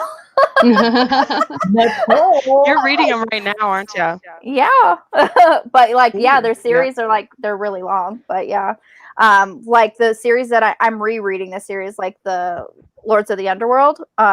So Gina Showalter, yeah, I like her. Book 15 came out this year, so I'm rereading it. But I have read all of the books in that series, and then like Dark Hunter by Sherilyn Kenyon, like including all of her spin-off series, that's like 45 books. So wow, that's the other one. That's the other one that I started it when there was 10 books out. But they're amazing. I love them. Oh yeah, they're amazing. They're so good. But yeah, that was a great series. See, so that's the one, Dark Lover, the very first book, Nicole. That's the one that I had on my desk that my teacher opened. Yeah. And turned to the scene where Julian was giving her cunnilingus, and he's like, "What?" And hold on, I'll be back. Like, don't you worry about it. When I was like 17 or 16 or whatever, but I loved those series, but I fell off it. So I was 18. I had just started working at a law firm, like during the summer, and there was this woman who worked with me, and she was, I would say she was like almost in her 60s, and she loved the Black Dagger Brotherhood. And she was like, "You have to read this. Like, I'm gonna let you borrow it." And then she was like, "How old are you?" And I was like, "I'm 18." And she was just like, "Never mind." And I'm like, "I'm 18. Like, why can't I read it? I'll read it if I want I'm just gonna go look it up now. Right now, shit. She's like, "You're a baby," and I'm like, "I'm still a baby, but it doesn't mean anything." Exactly. A little bit of both. Yeah. Oh. Yeah, I think that's the thing is, I know that when you're in the middle of those series, I keep wanting more and more. So it's Oh yeah. It's just always intimidating to find it to enter into a series. So that's true. why, like I said, I just have to pretend that there's only like 3 at a time, and then I don't get overwhelmed. Like I just picked up, I'm starting one of Lindsay Sand's, not Highlander books. And there's like, I love her. There's like books. 10 of them. There's like 10, and so I just bought the first 3 because I was like, I'll just pretend that I don't just want to buy one because if I like it, I'll want the more of them. But I didn't want to buy all 10 of them because if I don't like them, then I have all 10 of them. So I just pretend that it's in trilogies. And then you go from there. But the games that I play with myself, like, like just buy them all for the love. Next week I'll go buy the other 7. So whatever. But yeah, the Lindsay Sands, the Arkanu series, that series is really good. Nalini Singh, Side Changeling series. Yes, I've heard a lot about that. Book 18 just came out this year, like this month. Yeah, so I'm just like, but these like they're so good. I promise, like Brie, I promise you, like you read the first book, Slave to Sensation, you are gonna fall in love and you're just gonna want to binge it. It's so freaking good. I've heard a lot about the library. Pretty much keeps up to par with all of those. So I could easily go check them out. Yeah, they're on Hoopla. So what is a misconception that we want to talk? Like, what's everybody's misconception about romance that you want to put to rest? Ugh. I don't even know, man. Well, I did a whole video on it a couple days ago, which is my biggest gripe. Because you know what? I don't know if there's so much like misconceptions to. I mean, the biggest misconception I ever had was about BDSM. And since that's clicked for me, I've been okay reading pretty much everything. Like, I know that's weird, but once I read Dark Note and I saw that this person was like using this to save someone's life. Like, literally this BDSM was being used to save her life because he was like, you are in a really tough spot. Things are going really badly for you. I'm going to fix it. If you will give it to me, I'm going to fix it.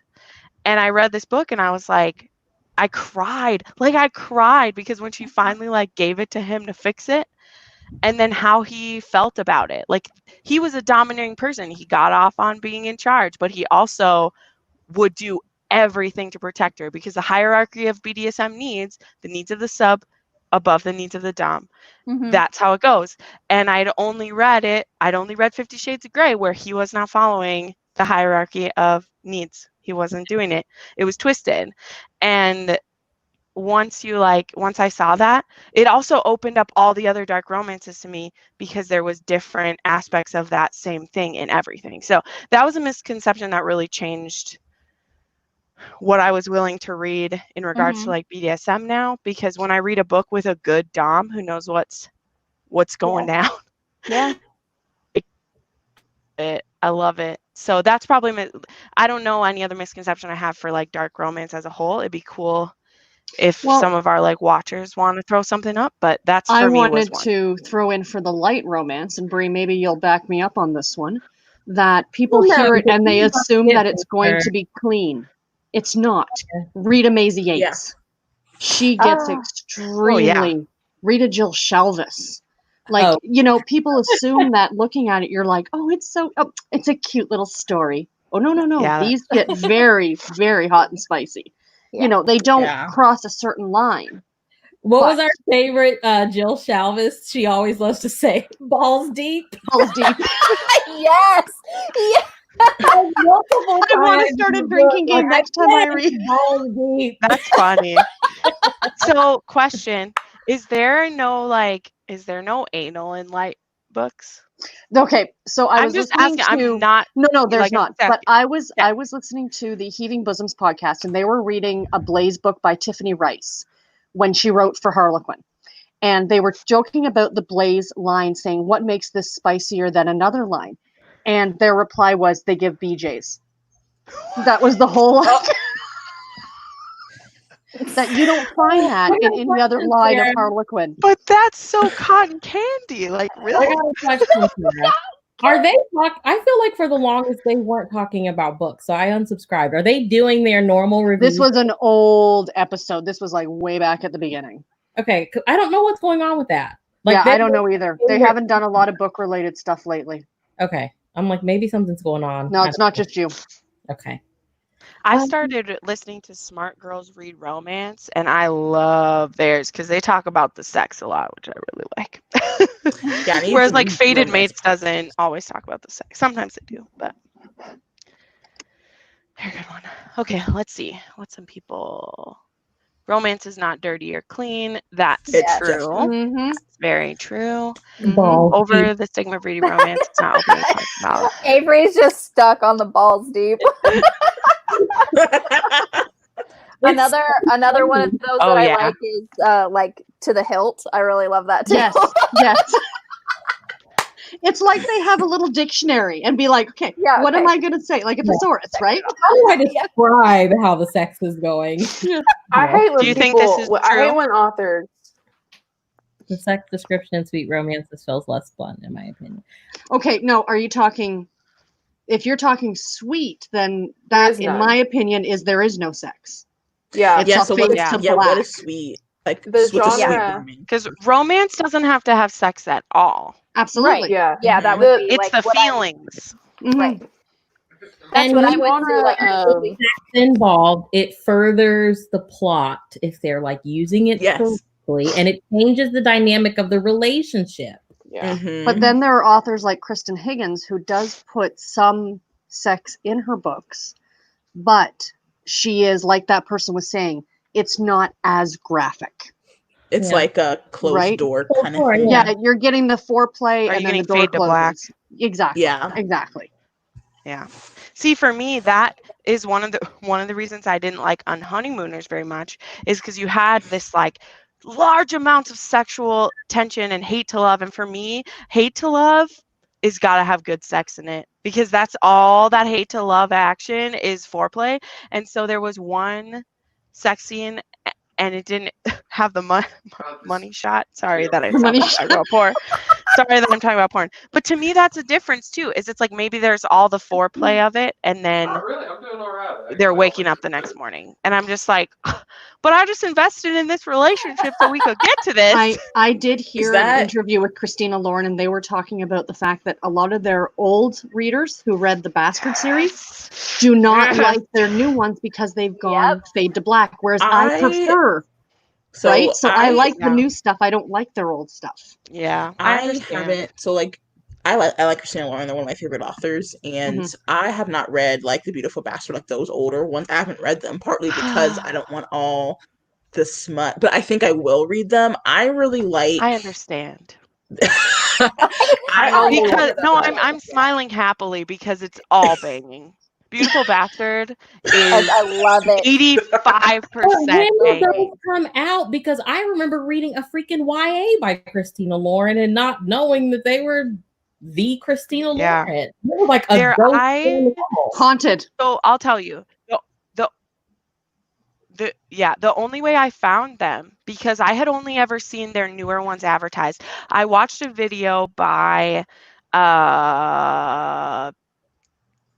Toshopoulos, and she did a Twilight fan fiction recommendation video, and so she had a bunch of these, and Beautiful Bastard was a Twilight fan, not fan fiction, but like that's where they got their seeds of it. Yes. And so then I was like, oh my gosh. And so I looked them up, and at the time I found them on Book Outlet. They had the first 7 of them on there, and so I got them all from there.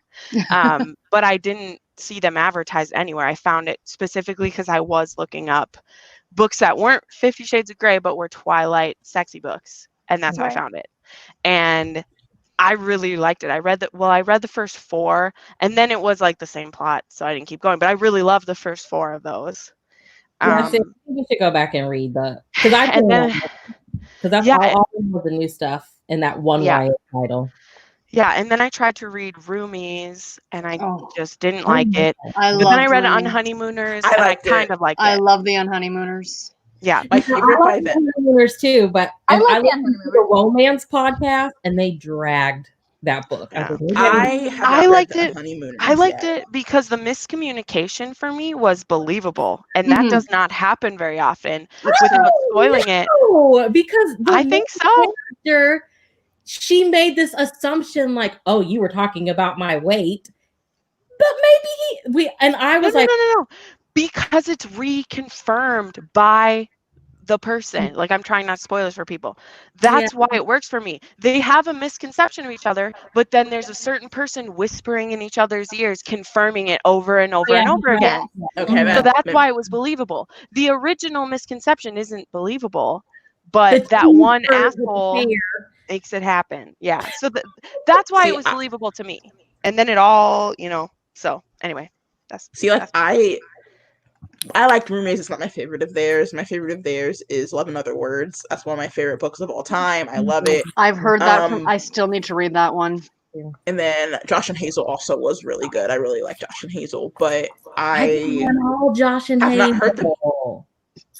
not heard the best things about the recent releases, which kind of scare me because a lot of people like the romance reviewers that I like look at and watch, like they love their earlier stuff, and then like the last 2 are just like, nope. Like that scares me because Twice in a Blue Moon was no good. You're a fan of it. That's what I heard from everyone. I went into Honey Don't List hoping that I would be the one that loved it because everybody else was like, it sucks. I liked it. Like I was like, okay, maybe they're not liking it because they're changing their writing style. They're getting older. We can't expect them to want to write the same thing. It was just, don't go into it expecting it to be fun. Okay. The writing was great. The story was great, but it's just a lot heavier than I expected. And the color's so cute, so it's misleading. And because it follows 2 couples, I feel like the couple that's not the main couple was more of a big deal than the actual couple. That's fair. Yeah. Because it's about their lives, right? Yeah. I was like, "Photo bomb." See you. Then he's like, "Bam." Anyway, I've just decided like they're not really for me anymore. I haven't like the Honeymooners was okay for me, but the other ones I've tried, I just haven't been into it. So they're just not like they're the hot thing right now, and I think they're really nice ladies. I love listening to interviews when they do it, but I really like the Beautiful Bastard series, and then I just haven't, like, I like that kind of stuff. It was kind of thing where it's like I can see what kind of stuff you can write, and now that you like are trying to make a more sophisticated look and like get a, which is good, like rebrand yourself, get it out there. You're probably making a crap ton more money with those books than you were with the others, but you're just not for me anymore. So I'm gonna and that's lanes. fair. So I was following in the recent interview that I watched Farrah Roshan did. She was talking about the Boyfriend Project, and she's calling it romance women's fiction. Do we think that that's the thing? Yes. It's just not marketed. It's just it doesn't have a place in the market. Like I feel like it is, but I don't think that. I think you either have to put books in like romance or women's fiction. Like there's really not in between. Or like when it's put in the one, it's like, but this is no women's fiction, or because women's fiction has romance. Yeah, but it's not the main plot. Ever after. No, I know. So, like, that's what I'm agreeing with that. It's like, so like any book can have romance, but it doesn't mean it is a romance. Yeah, like Taylor Jenkins Reid. I don't know. Like I think she's more women's fiction than romance. Yeah, she's. I don't think she's romance. She writes good books though. Oh no, I love women's fiction, but it ain't romance. But what'd you say, honey? I agree. I think what she does is amazing, but I don't think I've ever considered her a romance. No. But Evelyn Hugo. Will she rip your guts out and show them to you? Yes. Yes, she rip your guts out. That was the first book I read in 2019, and then I didn't read a book for 3 days. No. Which I don't even have reading slumps like that anymore. And I was just like, what do I do with my life now? Yeah. It was also my first female ever. So there was that too. And it also just, sorry, I'm not going to cry. No, that's one of my favorite books ever. Like, I know. I recently saw somebody say in a video, like they didn't understand the hype. And I'm like, did you not read the same book that everybody else read? It's interesting because like I read it like at the tail end of when the hype was like really big. And since then I've saw a few people who said that they didn't like it for various reasons. Agree with this I feel like, I don't know. I saw one person said that they didn't like the fact that it was like I think like she thinks that like it's like things are spelled out, if that makes sense. Like I think she called it like spoon feedy, which I get. Like that's not everyone's thing. I personally like that, but I can understand like how other people wouldn't like it. But it was just a story. I'm just like, it's so good. Where I come down on this is that I just want you to put it in the right place. Like I think women's fiction is very important. There are women's fiction books that have done very important things for me, but don't categorize it the same way that you categorize all my other romances. Like make it clear to me that it's women's fiction so that I'm not disappointed. That's what people are saying. Like when people say market it correctly, like just let me know, because if it's a women's fiction, it doesn't mean that I won't love the romance inside of it, but at least I know going in that like, hey, there's more going on to this story. We're going to be doing some heavy lifting in here, or this is more about self-discovery than about the man or the relationship or whatever. Exactly. And then I'm in the right spot going in. And then I'm ready for it. But if you're telling me that I'm getting and that's what I think is kind of dangerous about all of the covers being the same, is just like when Izzy held two of them up, like one of them is one thing and the other is another. And if we put the accurate type of cover on this one, nobody would have been confused. But like my sister who borrowed Love Her, Lose Her from me, even though I warned her what it was, she was still like, oh my God, there's too much of this in here. And I was like, I told you what it was. But because of the cover, she was like, it's cute, I want to read it. I'm like, well, Dominic ain't cute, okay? It's gonna get nasty. So, oh goodness. Yeah. So like, what's an example of a women's fiction? Exactly, Shannon. Like, women's fiction? Well, I'll tell you. So bringing down the Duke. Let me tell you that one. Okay. Okay. told as like a historical romance, which it is. It's historically set, but it's about women's rights, which is an important book that I want to read. And there's also a romance going on in it, but the fight for the women's rights is more important in it than the romance is. And the woman's willing to like sacrifice everything for that cause, not for the romance. The romance is just kind of like the cherry on top of the book because we want her to have a happy ending. Women's fiction can have a bittersweet ending, whereas a romance is going to have a happily ever after, a happy for now. Okay? So that like Evelyn Hugo, that's a women's fiction. Yeah. Even though there's a beautiful romance inside of it. So that's really how it's categorized. Is women's fiction usually has more of like an internal growth happening for the heroine, or we're taking on a cause, or we are saying something, and the romance is the second part, or relationship between friendships or mother-daughter or something else is more important to it than getting it on. And I want them to get it on. So that's just why I want to know. If I'm reading a book about women's rights and there's going to be some romance in it, cool. But Bringing Down the Duke, I think it kind of duped things both ways, because it duped some people by it having that, like, the cover that it had, but it duped me because it's categorized as historical romance. So it was like, there was people who didn't like it because it had too much romance, and there was people who didn't like it because they're trying to get women's suffrage the whole time, and the main character's obnoxious about it in certain way, you know. And so that's how I would give the example, if people agree with that. That makes sense. Yeah. Let's see. I think that I haven't read that one. We're talking about the Duke by Bringing Down the Duke. Okay, Bring Down. I don't even know the title. Yeah, Ivy Dunmore. It's what's Evie awesome, Dunmore. and like what people don't realize about romance is like the amazing things that romance authors are talking about in their stories. You know, like when's the last time we had a women's suffrage type fiction book, you know, released? So I think I wrote my first newsletter that for the Reading Women, and I was really nervous because it's all like literary fiction readers. And so I was like, what romance do I talk about? So I talked about Long Shot by Kennedy Ryan, because I feel like that's a perfect example of like, you're missing out on stories like these by not picking up. Yeah.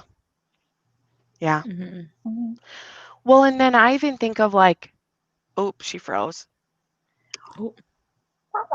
Refroze. Let me try taking her off and put her back on. Is I think that same thing is happening. There she is. She's back. You froze on us for a second. We heard everything that you said, but then you froze.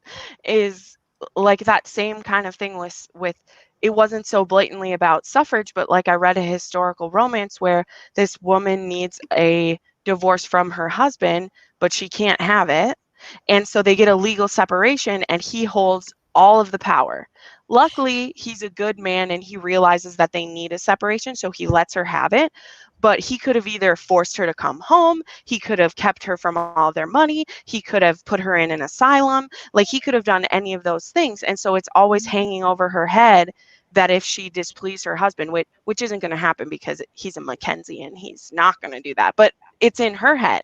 So it's showing you those same things of like showing you that a woman has no power but what her husband gives her, without it having to be like, women have no power, and banging it over your head. And for me, that's just the kind of thing that I like to read, because it's telling me that same message. It's showing me what the women are going through without me having to be preached at. So that's where I think that romance was just as powerful for making that point, because it even mentions that same law that's talked about in Bringing Down the Duke, as the fact that she lives the life she lives at the pleasure of her husband, without it being the main point of the story. So that's why I like, that's the difference to me. Yeah. And I think there's room for both, of course. Like, I think that romance, like, even like pure romance can still deal, like you said, like can still deal with issues. It just is like the amount of focus it has. Like the one I thought of was like The Right Swipe by Alicia Rye and how it like deals with like concussions and football and things like that. Like that was a prominent part, but the romance was still the main focus of the book. So romance doesn't have to be like, I know a lot of people like on Twitter today, I asked them like, for non-romance readers, why don't you read romance? And someone commented, oh, the happily ever after gets boring after a while. It's like, this is the same ending. I'm just like, whoa, I didn't reply, but in my head, I'm like, well, I mean, I don't know, kind of like, it's going to happen, but I just like the journey of like, that's what I always say. It's always the journey. Yeah. Yes. You know you're going to get that happily ever after, but a good romance author is going to make it feel like there's no way these two people are going to freaking end up together. Right. It's true. Yeah. Oops. Sorry, that's not the one. This is the book that I was talking about. Someone was asking me what that book was. Oh. So good. The one book that I think about whenever I think of when you don't, I didn't think that these two characters would get back together, and that was The Breakup Bit by Kat Carmen. And that book, I did not think, I was like, how are they going to get back together? We have like 3 or 4 chapters and they're not even near each other right now. Like, what's going on? So yeah, I agree. It's all about the journey. And if you don't give me a happily ever after, I'm going to be pissed. So. That's 100%. Yes. Or if you don't know that it's a duology, it's okay if it is, because I'll take more time with my characters. But when you get to the last chapter and there's no happy ever after in sight, and then you're like, oh, there's another book coming. Like if you don't know ahead of time. No. I hate that. Is you'll see people in their videos that don't read romance. They read certain books and they'll be like, I was just really loving the romance in the book. And I'm like, but you're in another video. I don't read romance. That's your favorite part of all of the books that you do read. Yep. That was the but they're hardest sure part that for they're me. a fantasy reader. Yeah, that was the hardest part for me because I had an identity crisis in 2018 or something like that. And I was like, I don't know what I like to read, because I was reading YA fantasy and I was hating absolutely everything about it. And I didn't really want to read YA contemporary anymore. But the only thing that I was enjoying was the romances and the fantasies I was reading. Yep. Or thrillers, because I like thrillers. But like that was the only thing I was enjoying was the romance. And then it kind of finally hit me like, why don't you read the romance? Yeah. Yeah, read the genre, read the romance. Yeah. Yes. Yeah, and that's why I really like to that's why I make my my fantasy romance recs. As soon as I have enough of them in a row to make a video, I do, because that is my sweet spot for me, because I do love fantasy, but if there's not enough romance in it, then it starts to drag for me. Like I want there to be the dragons and the fighting and the swords and wands, and I want all of it, but I also want a romance that's just like, oh, that I just love so much. And so, but there aren't enough of those for me. Like they're either just like all the romance or they're all the fantasy. And I like when there's a mix. Like that's why I love Sarah J. Maas. Like I'm trash for it. She's a gateway drug for so many, I feel like. And I just love her too, because when I hear YA readers who will say like how problematic they are, I was like, come over to the dark romance side. Like Reese is so tame. Like when people say he's problematic, I like snort now. When I watch people where videos like he's so controlling and bossy and I'm like, no, he's not. He's a marshmallow. Like what? Like come on. Like you haven't read anything. Come read about Ashley Cutler from Sea of Ruin. Now that is a controlling asshole, and I still want to climb him like a tree. So I want to actually read more fantasy romances like ACOTAR, because like I have not been able to find any that I enjoy outside of like that series. Like really, really enjoy. Girl, you gotta get up. You gotta get for Tuna Sworn. Do you consider time travel fantasy romance? Do you consider time travel? I think it's science fiction, isn't it? That's science fiction more. Well, like I read paranormal, but it's ghosts. That's my. I like ghosts too. I love ghosts. I love time travel. Those are buzzwords. In romance, time traveling ghosts spree would be all over it. If it goes like past like the 50s, I'm out. I can never freaking find the first book, so I haven't started it. I can't do historical, and that's why I can't do time travel, because they go in the past. Yeah. There aren't too many that come from the future to our time. There are a couple where they go from the past to now. I've only read a couple of those. I have a Nora Roberts where the guy comes from the future to the 90s at the time. I've read the one called I think it's called Knight in Shining Armor. I think it's literally called that, where he gets sent forward in time. It's funny because it's kind of like the Christmas movie that's about that, except it's not. It's because it's not Christmas. But when I saw that movie come on Netflix, I was like, oh my gosh, that's like this book I read 3 years ago. But this guy from medieval times gets sent forward to he wakes up in Central Park or whatever, and it's funny. Oh God. But yeah. It's funny because when it goes back in time, it's always women, and when they come forward, it's always men. I don't know if you've ever noticed that, but it seems to be that way, doesn't it? Notice now. You probably will. Like in the ones that I've read, it's always men who come forward because here's the thing: we want the dominating personality, and so if a man from the past comes forward, he's the dominating personality. If a woman goes back, she's dealing with dominant men. So there's a type.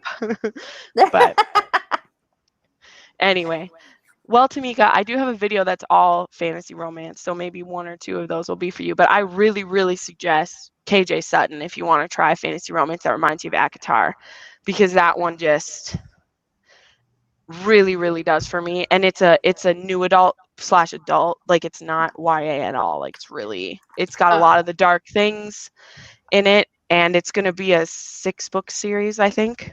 I started the Charlie Travesty series by her and Jessie Elliott. I always mess up her name. Oh yeah. I did read the first book in that. It's a serial, so the first installment of the serial. So. Yeah, I saw the advertised, but yeah, that one, the Fortuna Sworn is full fae, like all the things: werewolves, vampires, fae. She has nightmare powers, like she can make your nightmares real. And there's a Seelie, Unseelie court. Like it's got all of it, and it's so good. I'm one of her beta readers for stuff, and I can't wait for the next one. So anyway. I really want to get into some stuff like that. I could do that. Yeah, curious. It's good. It's good. Yep. The starting premise is she gets married to the king of this Unseelie court in an arranged marriage, and it's good. Does it follow the same character throughout the entire 6 books, or is it different characters? Yeah. Well, so far, it's going to be the same person. Okay. But I won't say anything else. It's so good. There's so many twists. It's one of those books where you are like, this is going to be the trope. This is what it's going to be. I know, but I like it, but this is what it's going to be. And then just boom, she cuts you off at the knees, and it's like, whoa, that's not the direction I thought this was going to go. And the first one has kind of some not the Hunger Games. It's not like the Hunger Games, but fight for gladiator type thing going on where she's fighting for something, which I'm trying not to spoil, but I'm also trying to tell you why it's amazing. And just the magical powers, and she a werewolf swears fealty to her because she saves him from death, and there's it's so good. It's so dark too, because that's the thing is also then there's fantasy romance that's YA, but then it's not dark enough for me. Yeah. And then if it's in the recent Beverly Jenkins interview that she did with Alyssa Cole, she said that's why I love romance authors, because we write every fucking thing. Yes. I love her so much. Was talking about some alien series, and she's like, we write every fucking thing. Mm-hmm. And Fortuna Sworn is on KU too. The first one is. The second one isn't. But Brie, I think you'd like it too. I'm really trying not to spoil it because it just drops on the ground running, but it's good. So, well, we're coming up on 2 hours here. Is there any final things people say? Ooh yeah, somebody's read it. The sexual tension. That's true. There's not consummation for a very long time, but it doesn't feel like you've waited that long at the same time because the sexual tension is just bananas. So good. Getting warm. How far back do you guys go for your romances? Sometimes I find myself reading old British stuff from the 1740s. From the 1940s. Sorry, Outlander, 1740s. No, that's not what I meant. I think the furthest romances back I've read is like Georgette Hare is the farthest back I've went so far. Because one of her books I read is like from the 50s, I think. I have. But otherwise, I don't really go past the 80s or 90s, you know, because I have some Catherine Woodward and I have Loretta Chase. These like old, like Disney's, and they're from the 60s. I'm like my mom. Yeah. I can't grab them, but I have some old Harlequins from the early 1940s. Nice. 1950s. Yeah. Wow. That's awesome. I think for me that they just wouldn't have enough smut for me. Oh no, they're completely different. It's just so because I read one. My grandma let me read one of hers. It was called Annie, I think was the name. I don't know who it's by, but I read that one, and that one was from like the 60s because she read it as a young woman. Mm-hmm. But it wouldn't have enough smut for me, so I don't read it. I don't think I've read anything from before 2010. So yeah, but that's true. Besides historical romance, I don't read any contemporary romance that's further back than like the 2010s. Mm-hmm. Historical romance, because Lisa Kleypas, and she was willing to go there even in like the early. Like she has intense stuff. And like Jennifer Ashley, I think her earliest one was like 2009 that I'd read. And like The Madness of Lord Ian Mackenzie, like that's like right. Oh, that whole series. But that's even considered like it was originally called like The Dark Highlander or Highland Pleasures was what the series was called.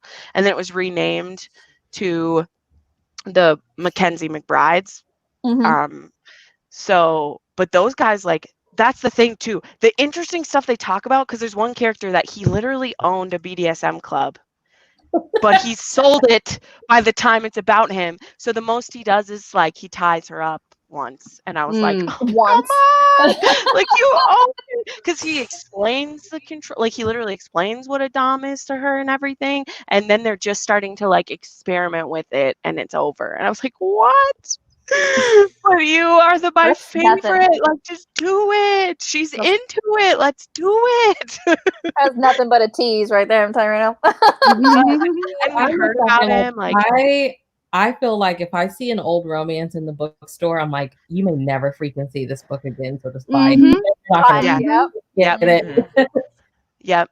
I have this bookstore back in Brainerd, Minnesota. Whenever I go visit, that like he has thousands and thousands, and just like that's where I found like my Catherine Woodward, which I don't want to read them, but I want to have them because it's kind of special to have them. But I tried reading one, and to be fair, I have I tried reading it over a year ago, and I'm much more into darker books now. So if maybe I could read it like it's a kidnap romance instead of like they're trying to make him nice. Well, because the one I tried to read is I tried to read Fame in the Flower, because it's supposedly the first bodice ripper, and it's like rape on the 5th page. And I was like, yes. And I kept reading a little bit, and he's like laughing at her. Because he's like, you're a whore, aren't you? Like, why are you struggling so much? And I'm like, oh, no. Sorry, I'm probably screaming. And I was like, I remember that. I remember and that. I had to put it down. I have a couple of her books, too. I'm just I've heard others in the series aren't like that. But I read like 15 pages in, and I was like, this hero ain't coming back. No. Like, that's the thing is like, that's the same thing that happened for Finding His Strength for me, is when there's rape on page with no remorse. Like, it's not an arranged marriage situation. It's not a like dubious consent. It's straight up like, I'm laughing while I'm doing this. That hero's not coming back for me. So I remember at my used bookstore, I found a romance that on the back of the book, it talked about rape. So I was like, oh, this is the thing. Like, women loved this back in the day. I think that if you can make it through those books, it's kind of interesting way to show like how far genre has come, you know?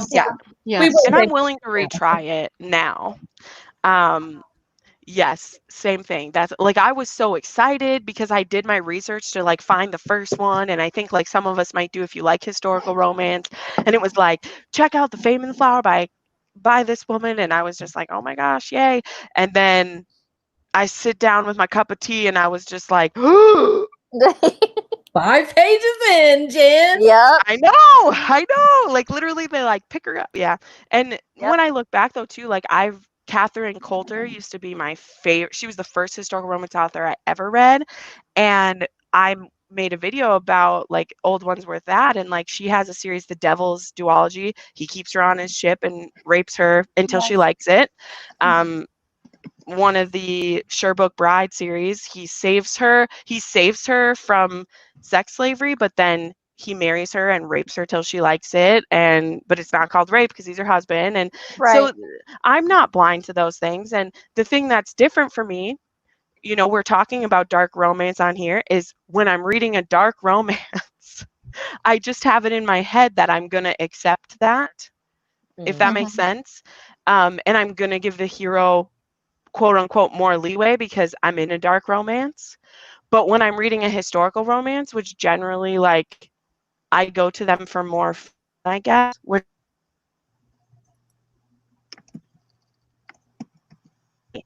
And I read this book with that in it. It was a really like cold bucket of water over my head.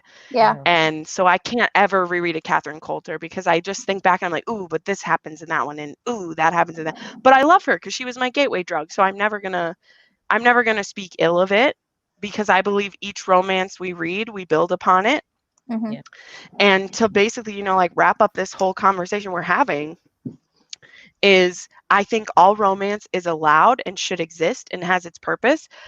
But whether that purpose is to show us what's not good or give us pleasure, I think is up to the eye of the reader, and it's up to you to make good decisions about it. And that's really how I feel about it. I think every author should write the book that they want to write, but I have the decision of whether I read it and suggest it to my fans. Yeah. Right. So, yeah. Yep. Yeah. So, any other comments? We're after 9 now. I would talk with you guys. Yeah. I know for some of you, you're ahead of time from me. So, we really, as our romance group, we really just need to schedule these bi-weekly and rotate. Like we always say we will when we're on one of them. Yeah. Like maybe we'll just start a sign-up sheet like on the doc. That's a great idea. Yeah. Because then 6 people can sign up for it, and a host, you know, someone can pick the host, and then it's already set up for a ways ahead. So that's a great idea. Then we can just sit and talk and yeah, we'll plan it and not have to rush home from work. Maybe we'll have a theme. Maybe we won't. Maybe we'll just sit and drink wine and chat. There you go. I like it. Yeah. Yeah. I've been wanting to do those on my channel, like do the read with me. Yeah. Maybe sometime we pick a book and each have it and do like a round robin reading time or something. Oh, Nicole, me and Izzy were talking, and when you hit 1,000, we should do the read with me as a celebration, because she hit 500 and I hit 1,000, and when you hit 1,000. Yes, let's do it. Yes. I know, I'm so close. I'm so happy. Oh. Yay. Yeah, everyone who's watching, make sure you follow everybody. Some of them are really close to stuff. And thank you all for joining me. I'm so glad we threw this together last minute. I love you guys. And I'll talk to you on Boxer right after this. We'll see you on Boxer. All right. Night, everyone. Night. Good night. Bye-bye.